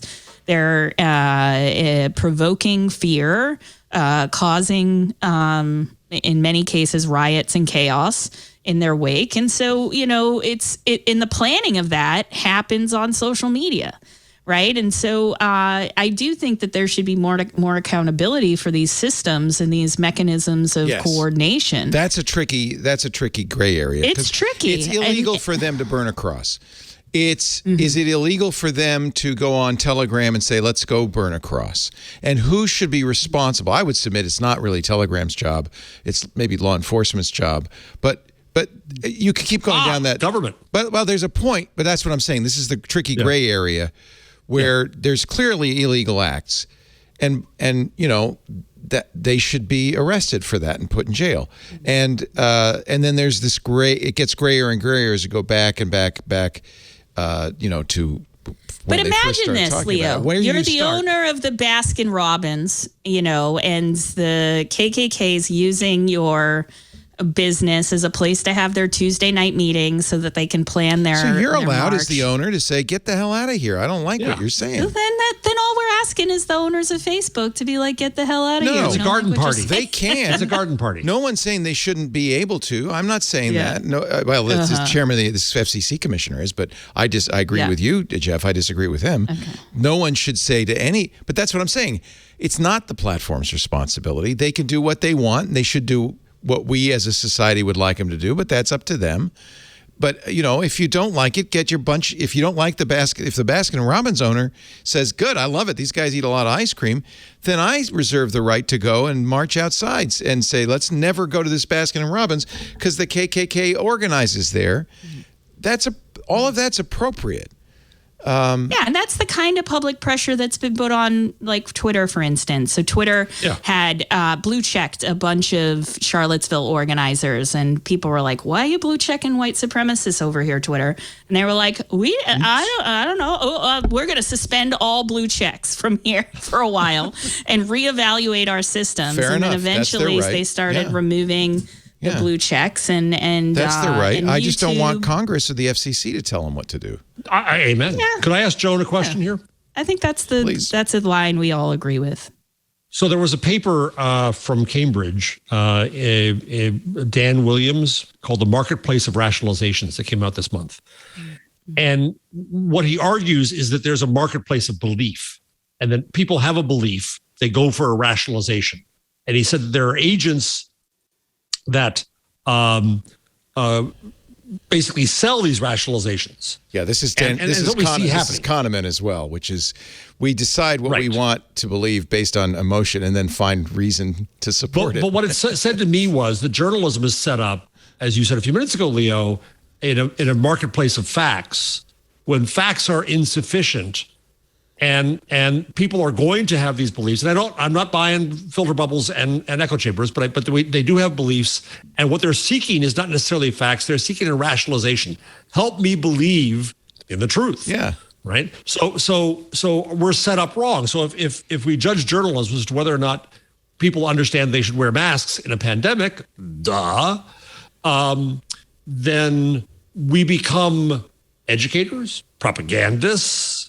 What's our role in a belief-based market rather than a fact-based market? How do we in journalism deal with managing to serve the marketplace sensibly? Before Joan answers, I want to turn this on its head and say, as a consumer of journalism, it would behoove me to understand the mixed motives of a journalistic entity, because one of the clear motives is profit. And I don't know of any journalistic entity that doesn't consider what its readers or listeners or viewers want, and to some degree or more or less pander to that. So as a consumer of journalism, it's important to know that, right? And I would say you act as a journalist, you act in your as you think best. And I, as a consumer of journalism, are going to act as I think best. We'll judge it. And by the way, fascinating. This is kind of a good example. Then I'm going to let Joan talk. Sorry, Joan. But here's a good example. We've been talking about masks a lot. Somebody in the Twit community, and I love this, said, Leo, there has been a study, because somebody sent me an email saying, he was actually a prisoner at Lompoc, and he sent me an email saying, among other things, masks don't work. Everybody knows that. They don't block the virus. And I said, well, tell that to the surgeon next time he's operating on you. And somebody posted this fascinating article, I think from Science, saying that actually that's more of a widely held belief without any scientific evidence. That every study that they've attempted to do on this shows that, in fact, masks in the surgical theater don't necessarily do anything at all. We do have studies on masks and viruses transmitted. But my droplets. point being is I've always used that as a retort. Well, just tell that to your surgeon. It's not the best retort, as it turns out, given more information. And what's great is, and I'm proud of myself, because instead of rejecting that information outright, I read it and said, oh, well, that's kind of interesting. I might, and this is the hardest thing, I might have been wrong about that. I think that's healthy, that's good, and that's because of more information and more information exchange. All right, if you even remember what Jeff's question was, Joan, you may answer it. Belief versus fact marketplaces. Go ahead. Yeah, when it comes down to the way in which people make decisions, there's been a couple of things that have been sort of thorns in the side of this research field for a long time, which is essentially like, once people adopt a political party, it's very rare that they switch it. And in most elections, you're talking about the shift from party to party as being less than 5% of people. And so that people become very locked into their beliefs, and then it does become a shortcut to action. That's who wins elections, is the swing voters, right? Because the ones who are willing to vote against the last time they vote. That's huge. Or the people who win elections are the people who vote for the candidate, right? And it's like, but the swing elections, the idea that there is this like middling small group of people that can make this big difference. So deciding if you're going to be one of those people or not, of course, is actually fairly rare compared to consistently following a party or. And in this case, I would imagine it would also carry to a set of beliefs. And, there's not a lot of beliefs that we end up taking action on. And, of course, some of us can be more hypocritical than others, and so but it's hard to say, in terms of a fact-based market versus a belief-based market. If you have settled on something, it is very hard to do what Leo did, which is take a step back and say, well, do I really know the question I ask myself all the time is, how do I know that? And I have to, I kind of have to remind myself that if I don't think about how I know something, then I am trafficking in belief. And it's more likely than not. And so, for people that are trying to think about, their positions on certain issues, and if they do have an anecdote or a story that's really compelling to them, they should ask themselves, well, how do I know that? And then dig and to try to figure out if that was part of some kind of propaganda, or that was part of some PR campaign, or it got to you because you were, a voter in a swing state that was being heavily targeted by marketing. And so I think it's important that we do that, especially around really hot button political issues. Like, I was reading some of the fallout around the quote unquote "Don't Say Gay" bill, and it's a pretty nuanced bill. But it doesn't, by the way, it doesn't say "Don't Say Gay." But it was a meme. Yeah, it's a meme. Yeah, so we think that's what the bill was. Well, death panels. What you fight fire with fire? The Republicans get with death panels. Well, just because they do it doesn't mean we have to do it. But now you got like teenagers screaming the word gay in their high school, and gay people they did are it just at like, the Oscars. I like that. Can you leave me? They did it at the Oscars. Leave me alone, though. I'm just trying to live out here, And so it can but at the end of the day, we want to have conversations with representatives from communities that actually have a point of view and are affected by the issues, and that's what journalism is great at. And then there are these other times when you have these PR folks or these political operatives slide in and really cloud the field or muddy the waters with very catchy, non-nuanced takes. And so from our point of view, it's like that kind of stuff, especially when we see it happen memetically, like something like "Don't Say Gay" is like really easy to remember. And so all nuance is gone. I'm not defending this bill by any means, of course. No, but to be clear, the bill is it says that you cannot teach content about sexual orientation or gender identity to kindergartners through third grade. Yeah. It doesn't say anything about not saying the word gay. I understand, but believe me, I understand the discussion, but I think it doesn't help in the discussion to misrepresent stuff, because then the intent is pretty much the same. It's the intent, if you get down to it, the intent of that bill was about, transgender library, transgender story, drag queen story hour, right? And, and it was about young people. There's a whole other moral panic happening in preteens where a lot of teens are now opting to be called they, them. And parents are like, what? Yeah, it's throwing parents. Is my kid gay? Yeah, what is this? And, most parents are like, whatever, I'll call you whatever as long as you're not doing bad in school. But a lot of parents are alarmed by this. And so they're like, oh, they must be getting indoctrinated when they're young. And I lived through a period where you weren't allowed to talk about being gay in high school, or it wasn't that long ago, frankly. It wasn't that long ago, and so this kind of legislation, of course, is intensely problematic, especially if you have, kids that are asking, why do I have two aunties, and why do they live together, and why do they only have one bedroom, and why do they share a dog, and it's like, this is the conversation we should be having. No, not don't say gay, because it's not actually what the bill was about. And so now, I don't want to be paternalistic. I think that the natural thing is to say, well, we're smart enough to figure this out. Third person effect. Yeah, the third person effect. And I think what do you say about that? That's paternalistic. I think most people don't have a lot of time to figure that kind of stuff out, right? And this is like the difference between that kind of fact-based or belief-based marketplace of ideas. If you have fact-based, then people are going to, in their stories, write about the legislation, and they're going to tell you what's in the legislation. If it's more belief-based, then it's really a battle of good and evil.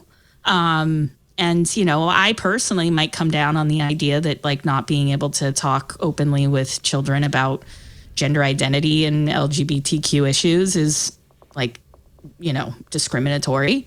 And shouldn't be made into law. But at the same time, like, I'd like that debate to be, or that policy to be represented in a way in the media, especially to the people that we would count as allies, in a way that makes them sound smarter when they're talking about it, makes them sound more informed, and it can lead to, like, more constructive, potentially, more constructive policy making in the future that, either eradicates this or undermines it in some other way.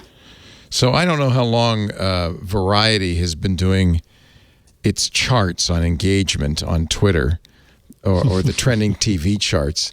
But I think it's interesting that the Academy Awards got more engagements than any TV show since the charts began, with 32.8 million engagements compared to the number 2 on the charts for the week, Bridgerton, which was about 295,000. I think that's information that's interesting. I think that I have to say, I was watching the Academy Awards with Twitter open, and I thought I almost wanted to close the lid, because the Twitter went crazy after the slap heard round the world. But I think it's also that ended up being a really good, powerful discussion, a valuable discussion. Don't you think? I thought the discussion was all over the place. It was. As it should be. I couldn't figure out how people were going to come down on it. I even was texting with my dear old mom, and she was like, well, I always thought good about Will Smith, but if he's willing to do that in public, imagine how he treats his family and staff.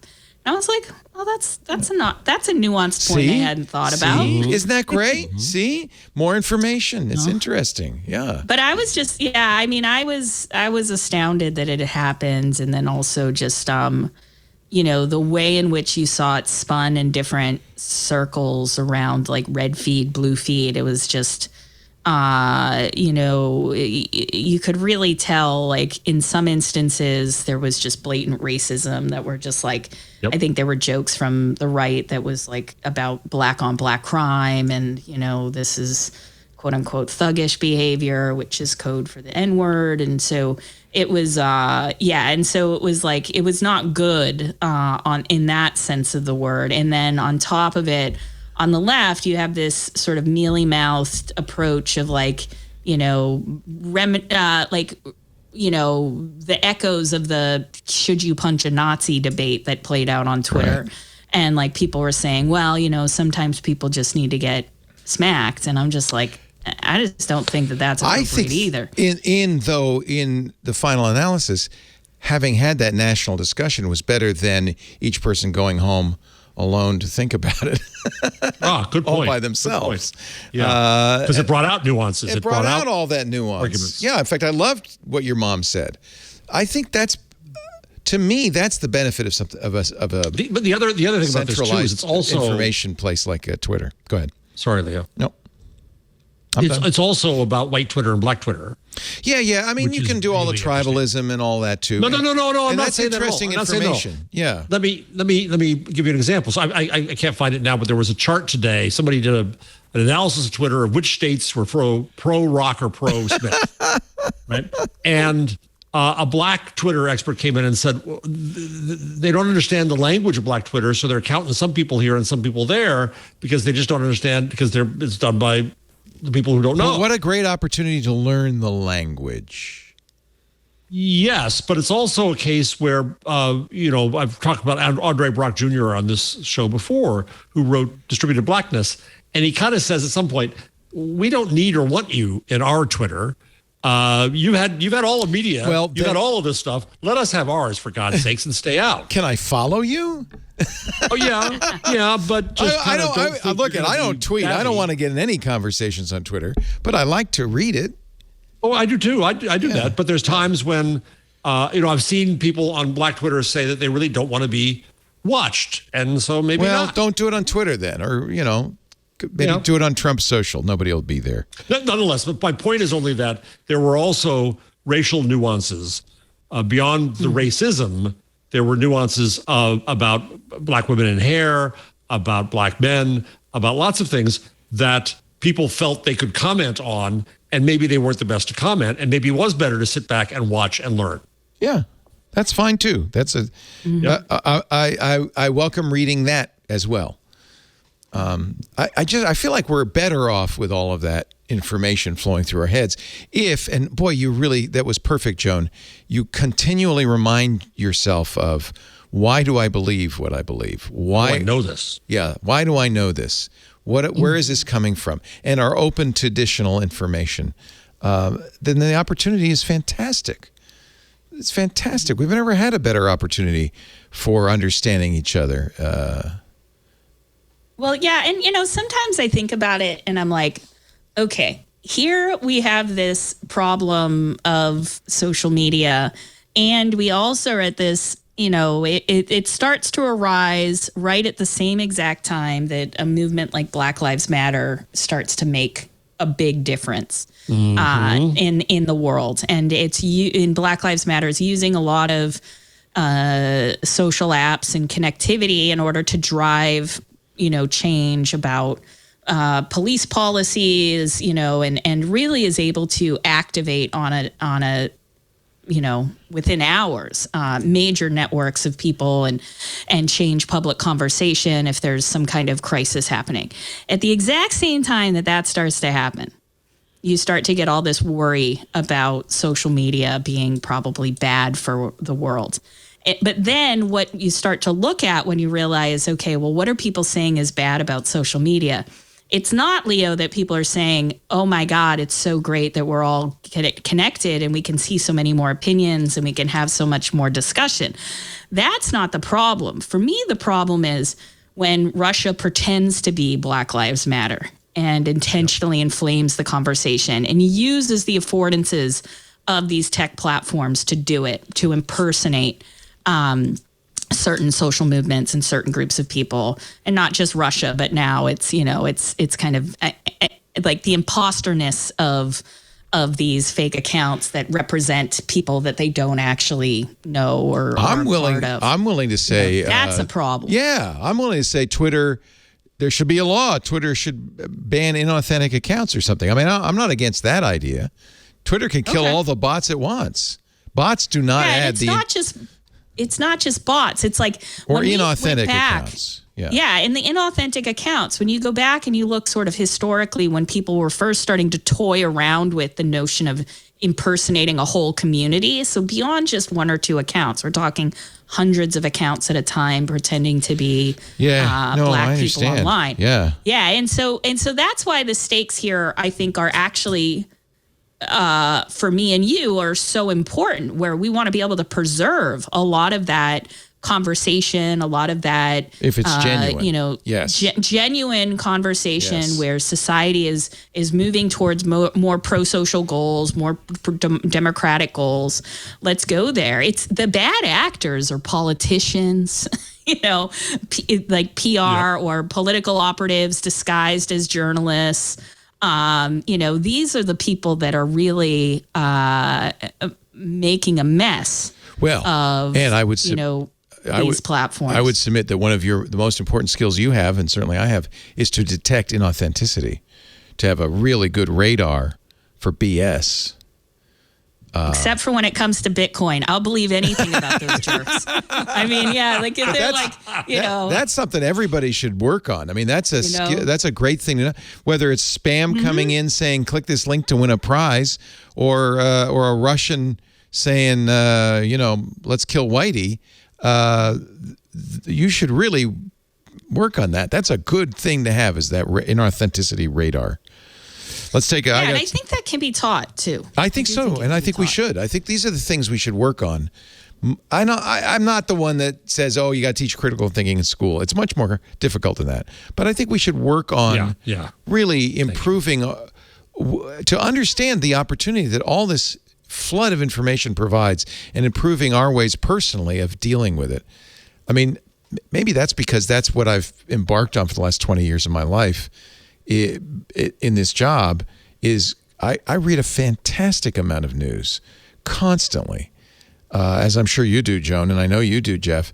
Constant inputs, and then really trying to use it to massage it so that it's of value to me. That's my job, and then I can spout it out to you. But you offer that to your audience as well. That's what I do. That's what I consider my job. Yeah, right. And so you are acting as that institution. Yeah, but also I would absolutely think that if anybody does, it always baffles me that people will send me notes saying you shouldn't say that, or why do you think that? It's like all you do is turn it off. There's a button. Yeah. press the stop button and go to another podcast. There's an infinite. That's what I like. There's an infinitude of choice. And maybe open yourself up to hearing things you don't want to hear or don't like, or you disagree with, just in case. Anyway, I don't know how I got all Pollyanna on this, because it's terrible. It's a horrible world, and we've got to fix it. You know what I believe in? I'll tell you what I do believe in. Getting rid of single-use plastics. Bad. Let's not fill the ocean with bottles that we only use once. And let's not deplete the ocean by shipping water coast to coast when a little tablet will do. I'm talking about Blue Land. I am a Blue Land fan. Did you know that an estimated 5 billion with a B plastic hand soap and cleaning bottles are thrown away each year, almost all of them used once? And if that's not bad enough, the liquids in these things are 90% water being shipped around, being stored. It just doesn't make sense. It's bad for the planet. It's bad for your pocketbook. It's bad for you. You can stop wasting water, stop throwing out plastic with Blue Land's revolutionary refill cleaning system instead. I'm a Blue Land fan. Around the house, we've got Blue Land hand soap dispensers. I love it. They're made of beautiful, solid, they call it Instagrammable, but they're really heavy glass, beautiful glass bottles with a pump on it. And then when it runs low, there's these little tablets they send me. I put them in, add warm water, my water, instead of shipping it across country, and it makes a fantastic hand cleaner, which I have at every sink in the house. And by the way, I probably got too many of them. During Christmas, I bought a bunch of Blue Land Christmas scents. So I smell like gingerbread every night when I go to bed. But I don't think that's a bad thing. I really don't. Powder dish soap. It's a great dish soap. It works really well. It's got baking soda in it as well as detergents. It cleans like crazy. They've got cleaners for the bathroom, cleaners for the kitchen, incredible scents. Not just gingerbread, iris, agave, perine, lemon, lavender, eucalyptus. And they have, I can go on and on. The toilet, they sell out of these. The Blue Land toilet tablet cleaner. It's just a tablet, like a little fizzy. You throw in the toilet and you walk away, go do some other chores. 5 minutes later, you scrub it out, you're done. It is fantastic. It works so well. No waste, no plastic at all. Comes in a little paper packet. They've got get the hand soap duo or the clean essentials kit. This is a great housewarming gift, great for yourself. Plastic free. We use their laundry and dishwasher tablets. By the way, I did an experiment. We had the Tide Pods, we had the Calgon Pods. said, okay, this week, we're only going to use the Blue Land pods. This was some time ago. Better, worked better, loved it, smelled great, everything was clean. No more Calgon, no more, or whatever those are called. Is it Calgon? What are those, the dishwasher pods? No more Tide Pod. Cascade. Calgon's the bath beads. Cascade, that's it. I love this stuff.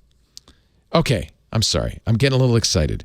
It's good for the environment. It's good for you. You buy the bottle once, you refill it forever. That's it on plastic waste.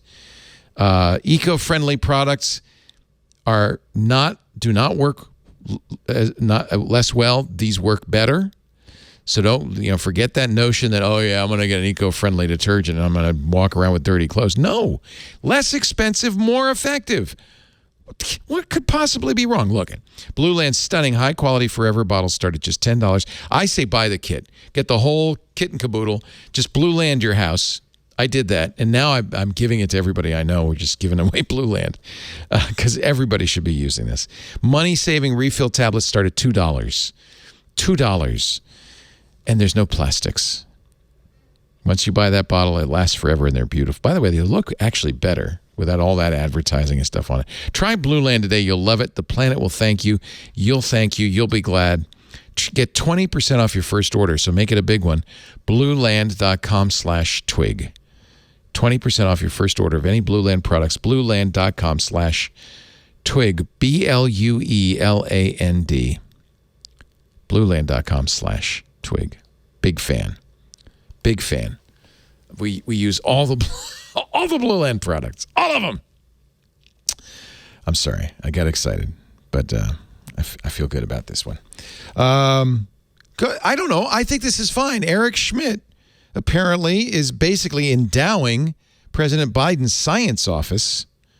Is this influence peddling or just... They want more money out of the billionaires, and he gives them some money. Yeah. Schmidt's foundation helped cover officials' salaries. There's ethical flags raised. I don't think there was a quid pro quo. It's the White House Office of Science and Technology Policy. Many of the people in there come from Google or have worked with Schmidt. It's a 140-person office, according to Politico. If he had too much influence on who gets paid, that's an issue. But paying is not. It depends on how it was run in the administration. So it's from the Eric Schmidt's charity arm, Schmidt Futures. They paid the salaries of 2 science office employees, including for 6 weeks that of the current chief of staff, who's now one of the most senior officials in the office. It's appropriate to look into it, but I think, God bless you, Eric Schmidt. Thank you. Science, nothing wrong with it. We need more information in the White House and government. Yes, Joan, or am I wrong? So AI policy, though, right? Like, we got to wonder where Schmidt's interests are and what parts of the government he's going to fund and what kinds of things that he wants to see greased, as the saying goes. And so here, there's an issue. Like, beyond Schmidt, there's a revolving door between tech companies and governments. And we see that every time there's a turnover of president, we see people go into these companies and go back into governments. And there's nowhere else to watch that happen more closely than at the Kennedy School, where like half the faculty disappear anytime a Democrat gets elected. And you're just out here being like, we were supposed to have lunch. And like, they're like, I'm moving to DC. And, it's and so you kind of get a mind for what's happening here. But, with Schmidt, there's been a lot of debate about AI weapons and the future of AI weapons and where that's all going to go. And we do know that one of his interests is in national security policy and artificial intelligence. And so while I don't think that this is enough, pay to play to really make any kind of dent, a couple of employees, you do have to ask yourself, like, why this particular agency and not another one? And then also, who was the one that approached him for the funding and under what auspices. And so I wish there was way more transparency and clarity in that sense. There is a statement on the Schmidt Futures website which says the U.S. government and the Office of Science and Technology Policy have used pooled philanthropic funding to ensure staffing across agencies for 25 years. So this is not new.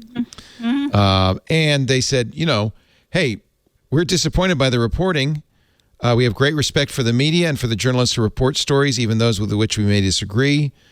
But we believe it's an unsubstantiated claim that we had any influence. We don't. We're just funding it. So, the best way to fund all this stuff, to tax billionaires appropriately. Mm-hmm. And then you could fund a lot more. So it shouldn't be voluntary giving. I'm with you in that regard, and it should definitely not be used for lobbying. It's a shame that we have to have a bake sale to keep the government's Office of Technology and Science Policy alive. So maybe just tax some of these guys a little bit more. And I should also mention that, the current head of OSTP is a longtime mentor of mine, Alondra Nelson, and someone who I deeply, deeply admire and respect, and I've read all her books. And she's a sociologist, so she's, one of my type of people, and very acutely aware of the role that philanthropy. She was head of the Social Science Research Council prior to this appointment. And so she's acutely aware of the influence of philanthropy on policy and on research. And so as a buttress to that, I'm also very happy that Alondra is, or I should say Dr. Nelson is in the position that she is in, because I do know that when she's involved in big projects and getting the work done, it's always done with an eye towards the research and not influence. Yeah. I mean, if I had billions, I don't know what Eric's wealth is something like 20 billion. If I had billions of dollars, I probably would want to, donate a considerable amount of it towards science policy. That's a good area. But at the same time, maybe we just tax him instead, and then he doesn't get any say in where the money goes or in the policies that are generated. It's appropriate for Politico to raise the questions. I don't feel like there's any evidence of it's not an open lobbying effort, which Schmidt also engaged in when he was CEO of Google. So, billionaire's gonna billionaire, right? Yeah. Like people with money are gonna buy influence. But they're gonna have. The thing about philanthropy and Jeff knows this very well too, is that philanthropists have different motivations. Every one of them is very unique, and in the strings. best case scenario, and there's sometimes strings, and sometimes they're written down, which is nice. One of the big benefits of being at Harvard is it's really hard for anybody to lean on me for a little extra work, because I'm like, well, we have a contract. And so look at that. But when it comes to this kind of giving, and when people are, making decisions between, do I fund, outside research? Do I fund government research? Do I fund this, that? There are concerns about them really trying to fund or supercharge things that mean a lot to them. And as a result, you do see deficits that appear in other areas, because philanthropy, we get so used to philanthropy that we don't have mechanisms anymore for relying on our own institutions to make up those gaps. And government and academia are ones that unfortunately have started to really lean on philanthropy for those, the missing resources. And with that comes a lot of conversations. And then you have other funders that are like, I'm going to send you money, and like, you might never hear from me again. And that's fine too. And there's also, let's face it, government funding also carries strings. Mm-hmm. So. But Joan's right. There's good funders. Craig Newmark. There's a good guy. Is a great funder, because he really leaves. It's clear that you have freedom to do that. And there's other funders who don't so much. Right. I've been lucky. I haven't had that, but it can happen. Yeah, and that's why we don't take money from corporations, or we don't take money or data from any of the big platform companies. Like, I shouldn't say corporations, because if Delta was over here being like, Joan, we want to fund your research, I'd be like, great. There's no conflict of interest here. And if you know any air conditioner companies that want to fund disinfo research, I'm looking.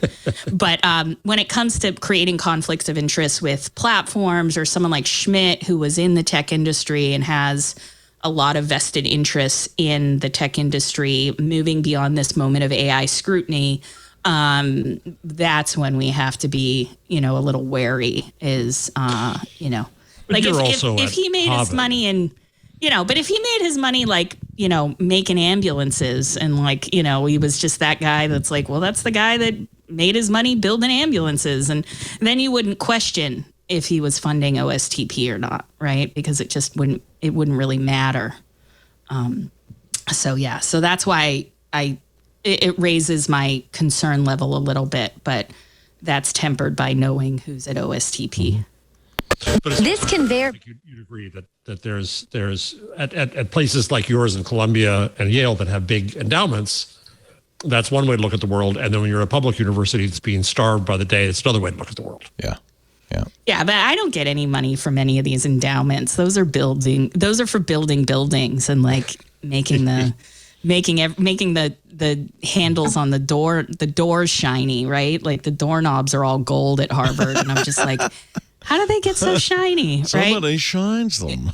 I know, right? And that's where the poverty of research is actually something that like I've been very interested in, because you're right about public universities even more so being in a position of starving the beast and being unable to raise because there's just not a lot of infrastructural support for them to do their work anyway. But I was a child of UC San Diego and UCLA, and so no stranger to that problem as well. Waymo's going fully driverless. Somebody said, I just imagine there's a ghost driving the car. In San Francisco, you will be able to hail a Waymo. This is the Google self-driving Wait, spin-off. Can I cancel that? How do we get that to stop? I don't want to go to San Francisco. I know. Zombie cars. No, I don't know. I'm going to be like the first person that's taken out by a zombie car because I step out from behind a trash can or something. Zombie cars in San Francisco. You remember, Leo, you remember Christine? Yeah. Okay. Stephen King wrote about this. She was a mean car. Haunted car. The good news is they don't let them drive downtown. Nobody can drive downtown. Wait, what? They can't drive downtown, but they can get on the highway? No.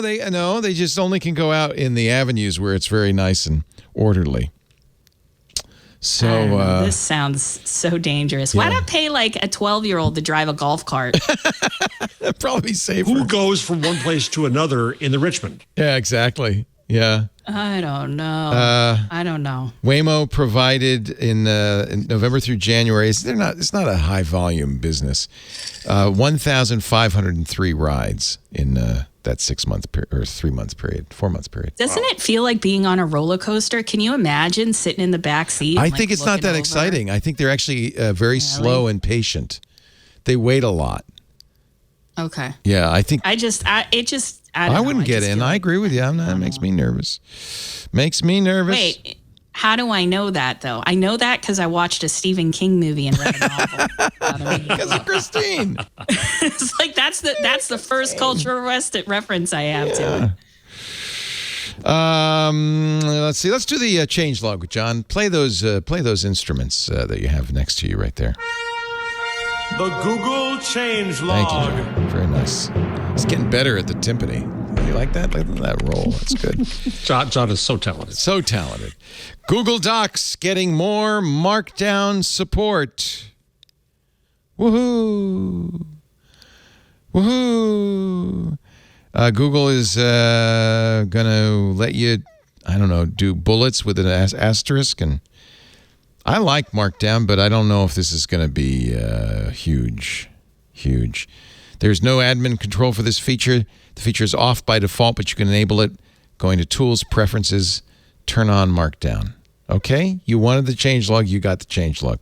Create externally friendly booking pages with appointment scheduling in Google Calendar. Isn't that externally friendly? Okay, look how pretty that looks. That's great. Going after Calendly. Yeah. Actually, Lisa just signed up from Calendly. Everybody uses it. Everybody. So I screw it up all the time. Do you have an account, or she's trying to decide if she has to pay for an account or not? Yeah, no, I'm not doing it. No. I play hard to get for meetings. Yeah, she does a lot of meetings. And what Calendly does, and what this will do, I guess, is help you, two parties or multiple parties, figure out a mutual time for a meeting or an event or a hangout or whatever. And I think that that's very much needed in business because people are busy. So look for that new feature in Google Calendar. Nest Hub UI is getting redesigned. Be careful. I have one of these. You might note a boot loop on yours. Some displays are getting into a boot loop stuck. I don't know let's see if there's a way to fix this. Some Nest Hub owners today are waking up to a UI redesign. Although the update looks to have boot looped the Assistant Smart Display for others, says 9 to 5 Google. What do you have the Nest Hub do anymore? Oh, I use it all the time. You really do? Oh, yeah. Well, it's by I have them in every room. Of course. So, so I will say, hey, you know who, turn off the lights or turn on the lights, because we have some Nest Hue lights. Or not Nest Hue lights. It will announce when there's somebody at the door. They're supposed to say, Jeff Jarvis is at the front door, so I can pretend no one's home. But instead it just says someone's at the front door. So, but at least I don't miss people at the front door. And then you get a picture on it of the person standing there at the front door.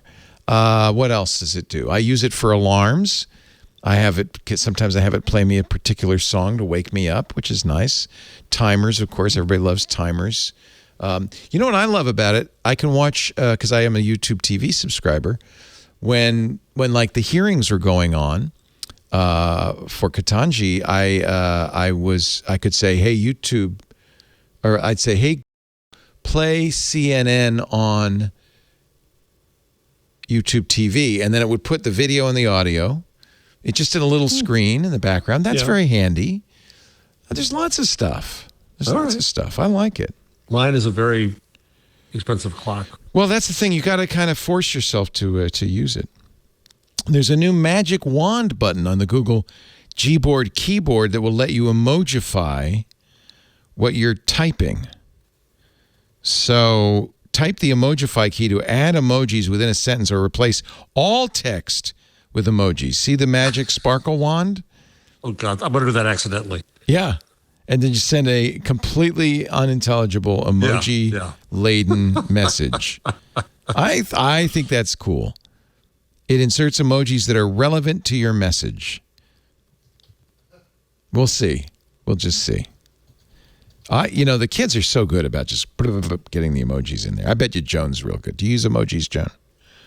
I invented an emoji. Did I tell you this? The beaver. I'm the beaver emoji. That's me and a few other folks who are co-creators, and it was a very strange process, but here we are. I made an emoji, and it's in everybody's telephone, the beaver. So use it with pride. Is this in your Wikipedia profile? It's in, funny it's enough. It's on her Twitter bio. It's on my Twitter bio, but I don't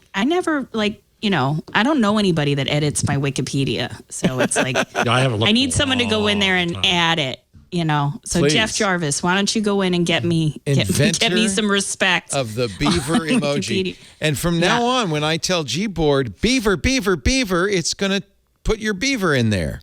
It is. Great. It is. I'm excited. With all that implies. Okay. So, people don't know that I'm like a crazy joker. Like I love a good prank. I love all the You double. were well aware of the double things. entendre. Okay. Oh yeah, I was here for this. Like I was this emoji is made for me.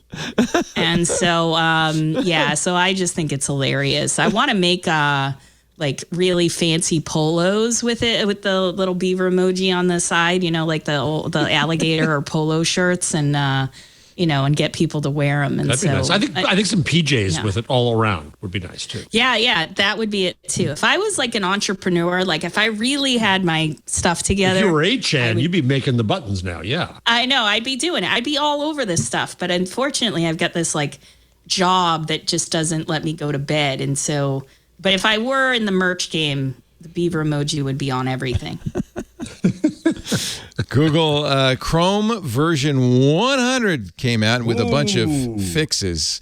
Fireworks. Yeah, for 0 days and stuff. Also, a new redesign for the launcher rolling out to Chromebooks, Jeff. You should look for this. A floating pane at the left that doesn't take up your entire screen so that you have more space. So it's kind of more like these menus you see on Windows and other operating systems. Change? I don't know if I like change. I know. Voice dictation will support edit commands. That's really great. So you can say delete, which will delete the last letter. You can say move to next character, which moves the cursor along. You could say help. So play with some of those commands and let us know how you like those. I added a few things in there. A return to the office, I have a feeling you added this one, is a pain in the ass.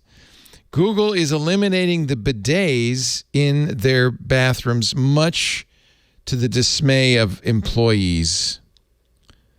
They had those Toto toilets, but it turns out they're not in compliance with the California State Code for commercial buildings. California's no fun. Yeah, that's weird. One of the reasons, evidently, is they're going to go to recycled water, and you don't want that being shot up. Ooh, no.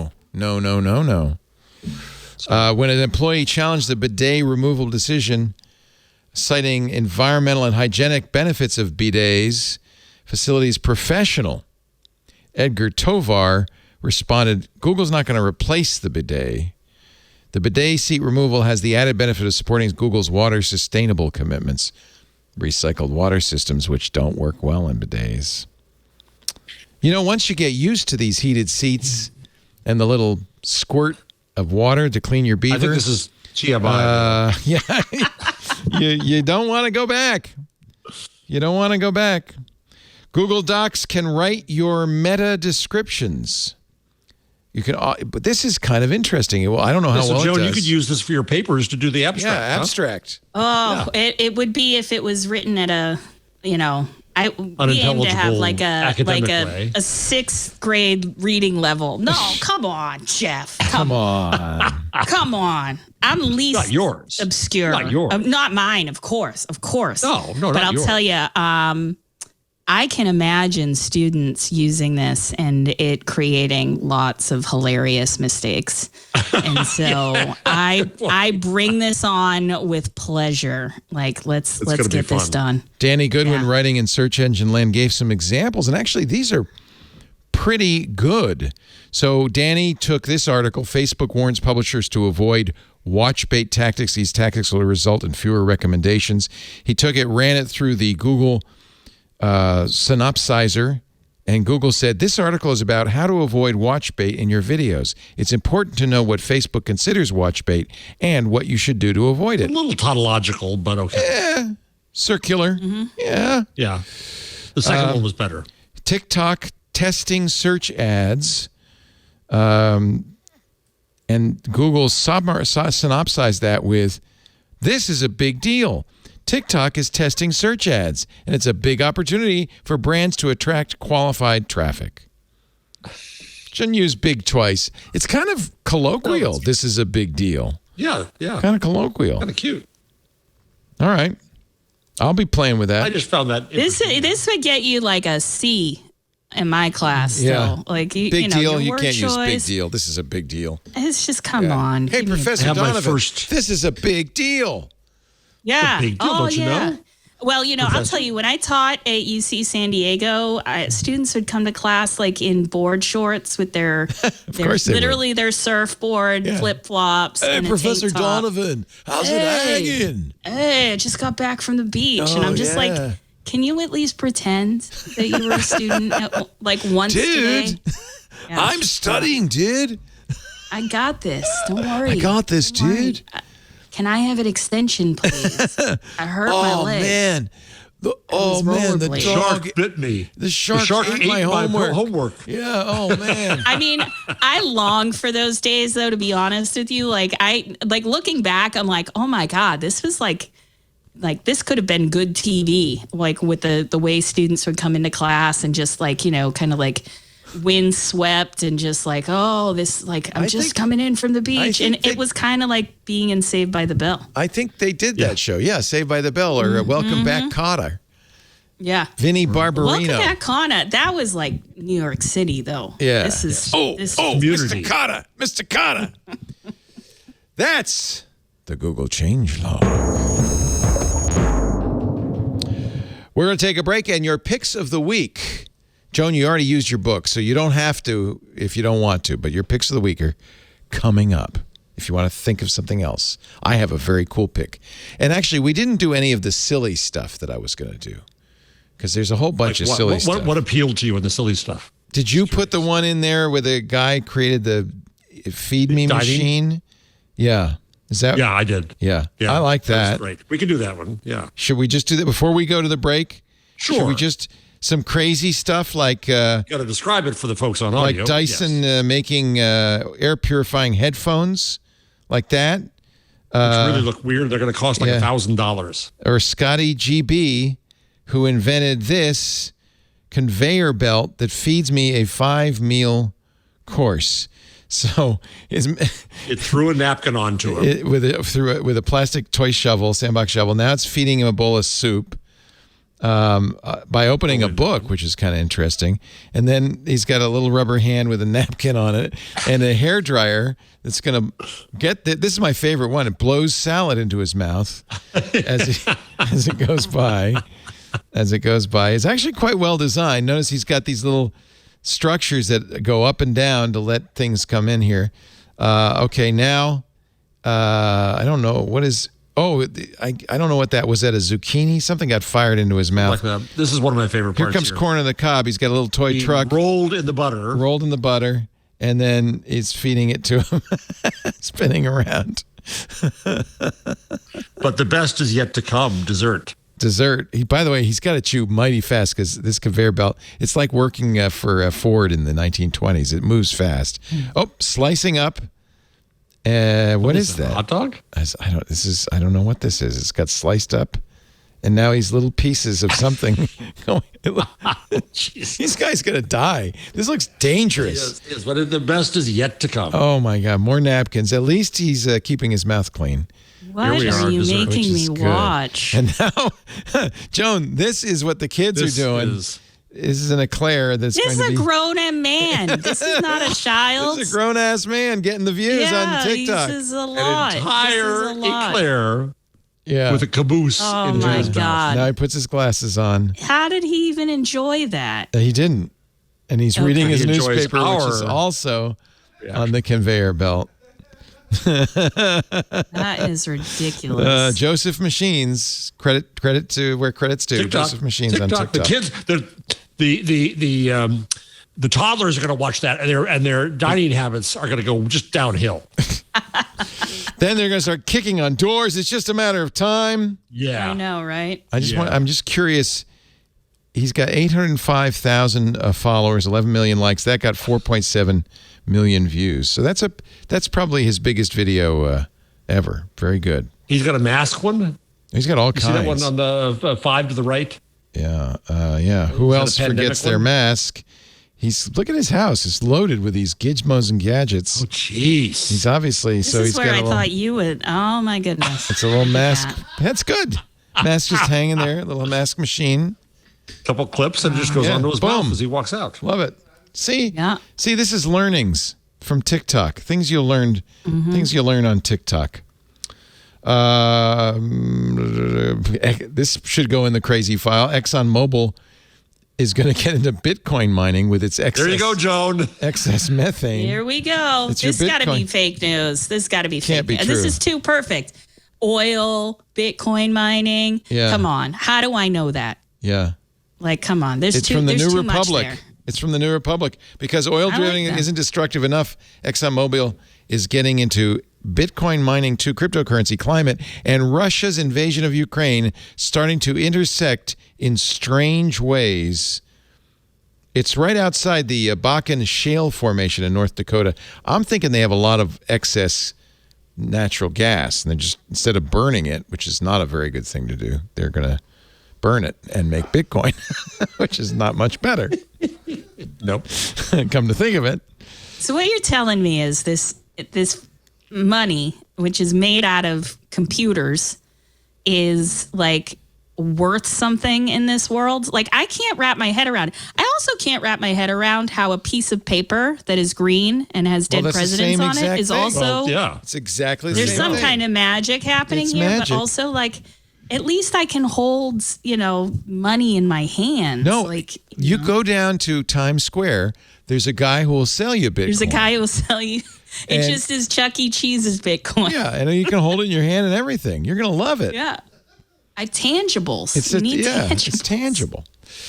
Our show today brought to you, actually, this is relevant, by Our Crowd, which is a venture capital firm that decided to open the gates, let you peek inside and get involved if you want to. All around the world, they're amazing tech companies doing incredible things, driving returns for investors. But, you might say, but you got to be a billionaire to do it. Nope. From personalized medicine to cybersecurity to higher education, where students sacrifice $3.8 billion in earnings every year by dropping out, Our Crowd is identifying innovators to want to make the world a better place and that you can invest in. And you can invest in when the potential growth is the greatest, not after everybody knows about them, not after the IPO, no, before the exit, when they're just getting started. Our Crowd is the fastest growing venture capital investment community. You do have to be an accredited investor to do this, and that's for your protection. They don't want you betting the rent money. So what you should do right now is go to ourcrowd.com/twig, and you tell them what country you're in, and then you'll see what the requirements are in that country. It's different in every country to be what they call an accredited investor. Our Crowd's accredited investors have already invested over $1 billion in growing tech companies. 21 of their portfolio companies are unicorns. 40 IPOs or exit sales of portfolio companies have meant some nice returns for investors. Now, you can do it in a couple of different ways. They have a fund. Actually, they have several funds. You could get in those for as little as $50,000. You could participate in single company deals for $10,000. So that's the minimum that you'll need to invest. This is all, again, this shouldn't be your first thing that you do to grow your wealth. This should be something after you've done all the other things and you want to just try a little bit of venture investing. Investment terms will vary depending on where you invest. So do go to the site, input the country you're investing from. But we were talking about education. In fact, it's right at the top there, John, on the website. You can invest in something called EduNav, whose patented technology uses machine learning and combinatorial algorithms to guide students along the optimal path to graduation. EduNav is already in use by 20 colleges and universities. In fact, one college doubled their graduation rate thanks to it. And you can invest in it today, early stage, at Our Crowd. It's just an example of the kinds of deals Our Crowd brings their accredited investors. Now, here's the beauty part. It costs you nothing to join. Invest in EduNav at ourcrowd.com/twig. That's OURCROWD, ourcrowd.com/twig. By the way, you can join for free. Get all this information. It's fascinating. Invest if and when you're ready at ourcrowd.com/twig. Our Crowd. Join the fastest growing venture capital investment community, ourcrowd.com/twig. Thank you, Our Crowd, for supporting This Week in Google. I like this because it democratizes deal flow, something that normal people just don't get access to. You have to be in the know. You have to be on Sand Hill Road to know about these early stage companies. Of course, there are risks involved. Absolutely read all about it at the website. But I think it's a very interesting way to invest that extra that you might have. Ourcrowd.com/twig. We thank them so much for supporting This Week in Google. So, Joan, you were very generous. You gave away your pick of the week earlier. Do you have something to replace it, or do you want to recuse yourself? You can skip. You can skip. No, I want to mention the correct title of the book, okay. which is There you go. Off the Edge, Flat Earthers, Conspiracy Culture, and Why People Will Believe Anything. And Kelly Wheel is a reporter at the Daily Beast, has been someone that has been on the conspiracy beat, the internet beat, as well as the white supremacy beat for many, many years. And so when she told me a while back that she was going to write a book on flat Earth, I just thought, this is going to be a wild ride. This is for you. It is. Yeah, it was like, I felt like she wrote a book for me. I was like, this is great. Like, this is stuff I want to know about, but I don't have time to look into. And it really is, you know, she treats people with respect. But she is very skeptical. She never shows up, you know, to these conferences with flat earthers pretending to believe, which is good. And I think that people really enjoy the book. So I just want to make sure I got the title right. Flat Earthers, Conspiracy Culture, and Why People Will Believe Anything. Certainly worth knowing. Kelly Weil, Weill. Off the Edge is the name of the book. Off the Edge. I have had it on my wish list for some time on Audible, and I was kind of on the fence, so now I will buy it. Absolutely Get it. Great. Listen, especially if you have a car trip, getting the copy. It's that you engaging, can play in that the car. kind of stuff. Yeah. Yeah. Mm-hmm. Yeah. Jeff, do you have a number? I do. I'm going to save one of these. I'm going to try to test it out before next week's show. So I'll give you this one instead. Netflix just did a little celebratory post that 5 years ago they came up with the skip intro button. They invented that, huh? They did. Good They on found them. that 15% of the time members were manually advancing the series within the first 5 minutes. Yeah. So that told them people didn't want the It's intro just the and all theme that. song and the, you know, who's in this and all The that credits stuff. and I always, mothers you know are what? proud of. I always watch it the first episode.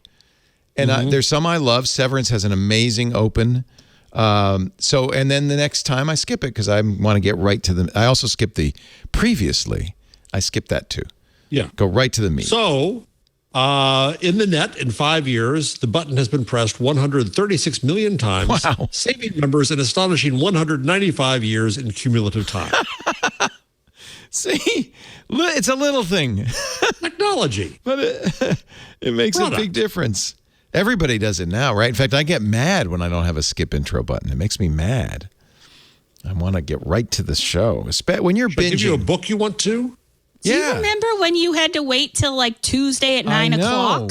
Oh, Like animals. Can you even imagine? Yes. But you know, the one thing I miss, all this net culture, all this instant access, I don't browse nothing no more. And I really miss that. I used to love a good I wouldn't even know browse. how to browse. Yeah. magazines were a browsable medium, right? And then the internet came along and killed browsing. And then everybody abandoned browsing and we're now left with that. And stores, I used to go to bookstores, record stores to browse. That's all gone. Browsing is dead. I guess. I guess the though, irony, of course, is they call them browsers. When I go to like Hacker News or something, that's in a way it's browsing. It's a collection of links. It's kind of like browsing, right?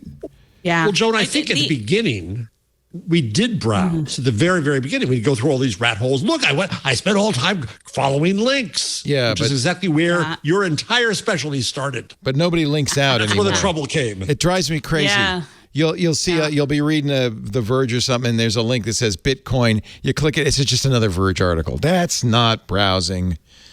That's staying at home. I'll tell you though, you know, people do record shop these days, and like my friend runs a record store up in Gloucester, Massachusetts. Wow. And they're doing better than ever. And, you know, and the pandemic, you know, put a little dent in the business, but people do want material now. And I often wonder, like, how are you going to know? You go to somebody's house and you're like looking around at their place and they got no DVDs, they got no records, they got no CDs. How do you know that they're normal? Right? Like, how do you know who they are? What do you look at to figure out? What do you look at? You know, it's weird. Vinyl record sales were at their highest last year in 30 years. Jeez. Huge comeback. 23% of all albums bought were on vinyl, not CD. Do you want to know what the number one vinyl album was? No, let me guess. Okay. I bet it was probably a Fleetwood Mac reissue. You're close. It was ABBA's comeback record, Voyage. Oh, my. Okay, there we go. And there they are, ABBA. They're back, baby. That's it. Yeah. That's it. I have a pick that I usually let you guys do the picks, but this one just got me so excited. You actually used to do them too, and then you got lazy, Leo. It's to not be quite lazy. honest here. I have picks I could do, but I don't want to make the show go on any longer than it has to. Remember, I'm sitting on a stick. And it's the end of the week. This is the Museum of Endangered Sounds. SaveTheSounds.info. Ooh, I love this idea. You would. Pick a sound. There's all these sounds. The sound of a telephone rotary dial going back. Oh, my God, please. Ring that phone. That's my ringtone, God. yeah. I'm going to spend all night on this website. You just ruined my night, Leo. Typewriter. Yeah. Yeah. Know that one. Dot matrix printer. Oh. Punching that paper, man. Good afternoon. At the tone, 30-day lifetime will be 12, You're making like techno music now. You can actually loop it all. Good So afternoon. it will. 30-day lifetime will be 12, 38, and 50 seconds. Well, please do the AOL. Okay, now my brain is broken. Good afternoon. At the Where's the actual modem sound that's like Oh, that's here. ka-chunk? That's here. Wait a minute. Let me stop all this other stuff. Yeah, stop all There that. is there is a modem sound. Mainline Is this me it? a modem. Yeah, no, No, that's not quite that's it. Euro signal. I don't know. I'm not a Euro person, so I don't know that one. No. Let's see. This I want the straight, The modem. 56K. That's it. Up. Go up to that AOL logo. I'm sure that's it. This? No, that's your mail. yeah. All that. Oh, is that? Oh, no, you're right. No, this is it. I remember that screen from when I was a kid. Yep. No finer Act sound. knack, man. Act knack. Oh, the comfort when you heard that last bit of it. Oh yeah, it's gone through. We're sorry. Your call cannot be completed as dialed from the phone you Here's one I bet you had, Joan, when you were a kid. A Tamagotchi. Oh yeah. Mhm. I let that thing What about die. the rotary Yeah. dial? 1,000 deaths. The bottom. Yeah. Now we're going to do this for hours. I'm sorry. Well, unfortunately, there aren't that many. I wish there were more. This guy is a freshman at Chattanooga State Community College, which means he doesn't remember any of these sounds. But, he's trying to keep them alive forever. Good for him. Oh, Good for love him the is right. interface. Grandpa is I happy. love everything. Where's the about this. cassette? You want to hear the cassette? This Oh, is yes, I do. Musica Volume 2. Oh yeah. That's I guess it's a blank cassette. it's when I think it's rewinding. Oh, yeah, it's rewinding. There's also a turntable for those who don't remember turntables somewhere in here. Oh, well. Here's a floppy disk. Oh yeah. CD-ROM. That's subtle. Oh, when a CD Oh, yeah. skips, remember that? Oh my God. The worst. The worst. So the other day I was listening to a CD that I had made into MP3s when I was way younger, maybe 20 years ago at this point. And there was a skip in the CD, and I hadn't listened to these MP3s in forever. And there's a skip in the MP3, and I couldn't believe it. In my mind, I was like, and then I remembered How's that even possible? I had one of these. I was one of those people that would throw the CDs around the car, and Yeah. I was I remember when CDs first came out, I was working at a radio station. Our program director said, "These are indestructible," and threw them across the table, and they all scratched. Yeah, that's it. Joan Donovan, you are a blessing. Yay, You Joan. are amazing.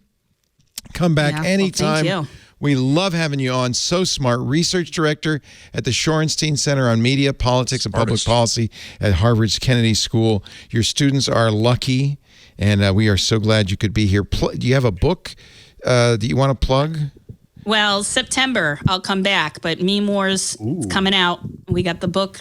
We got Yay. we're getting the galleys next week, and we're gonna Who's the have a publisher? book. Who had the good sense to get you? Bloomsbury, and it's me and Emily Dreyfus and Brian Friedberg are my co-authors, and And I'm going to get it on everything. I'm going to get it on from Target. Occupy. Apparently, Target has Yeah. it for $28. So Everything from Occupy to the insurrection. Oh, we wow. go over the last 10 years of net war, and it is a wild ride. I can't wait. Bloomsbury Academic? No, just Bloomsbury. But we keep the sources light. There's only about 750 of them. Pre-order now on Amazon. Meme Wars, the untold story of the online battles upending democracy in America. Yes, when that comes out, if Emily wants to come on and Brian as well, we will have all three of you on. It's up to you, but that would be a treat. We would love to do that. That sounds so good. Okay. So good. We'll do a special episode. Book it. Mm-hmm. Book it, Dano. Book it. Yeah. Thank you, Joan. Thank you so much. Appreciate it. Jeff Jarvis, Director of the Townite Center for Entrepreneurial Journalism at Craig Newmark. Graduate School of Journalism at the City University of New York. Buzzmachine.com. Thank you. Bless you. Great to see you. Your students are lucky Always too. Good to see you, boss. Yeah. This was a fun show. Unlike the others, I loyally show up. I don't just disappear. I missed Aunt and Stacy. I like rapping with them too. No, they're great too. Have me on again. We will. Yeah, we need to have you on with them, yes. We do Twigs, this show, This Week in Google, or whatever the hell we want to talk about, every Wednesday, 2 p.m. Pacific, 5 p.m. Eastern, 2100 UTC. You can watch us do it live if you want. We do a live stream, audio and video, at twit.tv/live. If you're watching live, chat live. The chat room is irc.twit.tv. And, of course, Club Twit members have their very own chat room. Look at their This is RTFM's LP collection with his ex-wife as the model. I love it. So this is what you do when you go in somebody's house. And you know what? He has the requisite cinder blocks holding up boards. That is the real deal. That is a real vinyl collection. He said 1,200 albums. Anyway, that's the kind of thing you see if you're in our Discord server. Please. Oh, look at this. Galia has quite a good collection of science fiction books and comics. She says, that's how you know I'm not normal. So the reason you'd want to be in here, well, there are lots of them. First of all, you get ad-free versions of all of our shows because you're paying us $7 a month to be in the club, so we don't need to monetize you. You also get access to this wonderful Discord. It's not just chat about the shows, but about anything a geek might be into. Comics, anime, data science, hacking, ham radio, hardware, sci-fi. We have Stacy's Book Club in there, the Untitled Linux Show, the Giz Fizz. And tomorrow, we've got a special event. Paul Thurrot's going to do an AMA, 9 a.m. Pacific. Members of the club can join us live and then listen after the fact on our Twit Plus feed.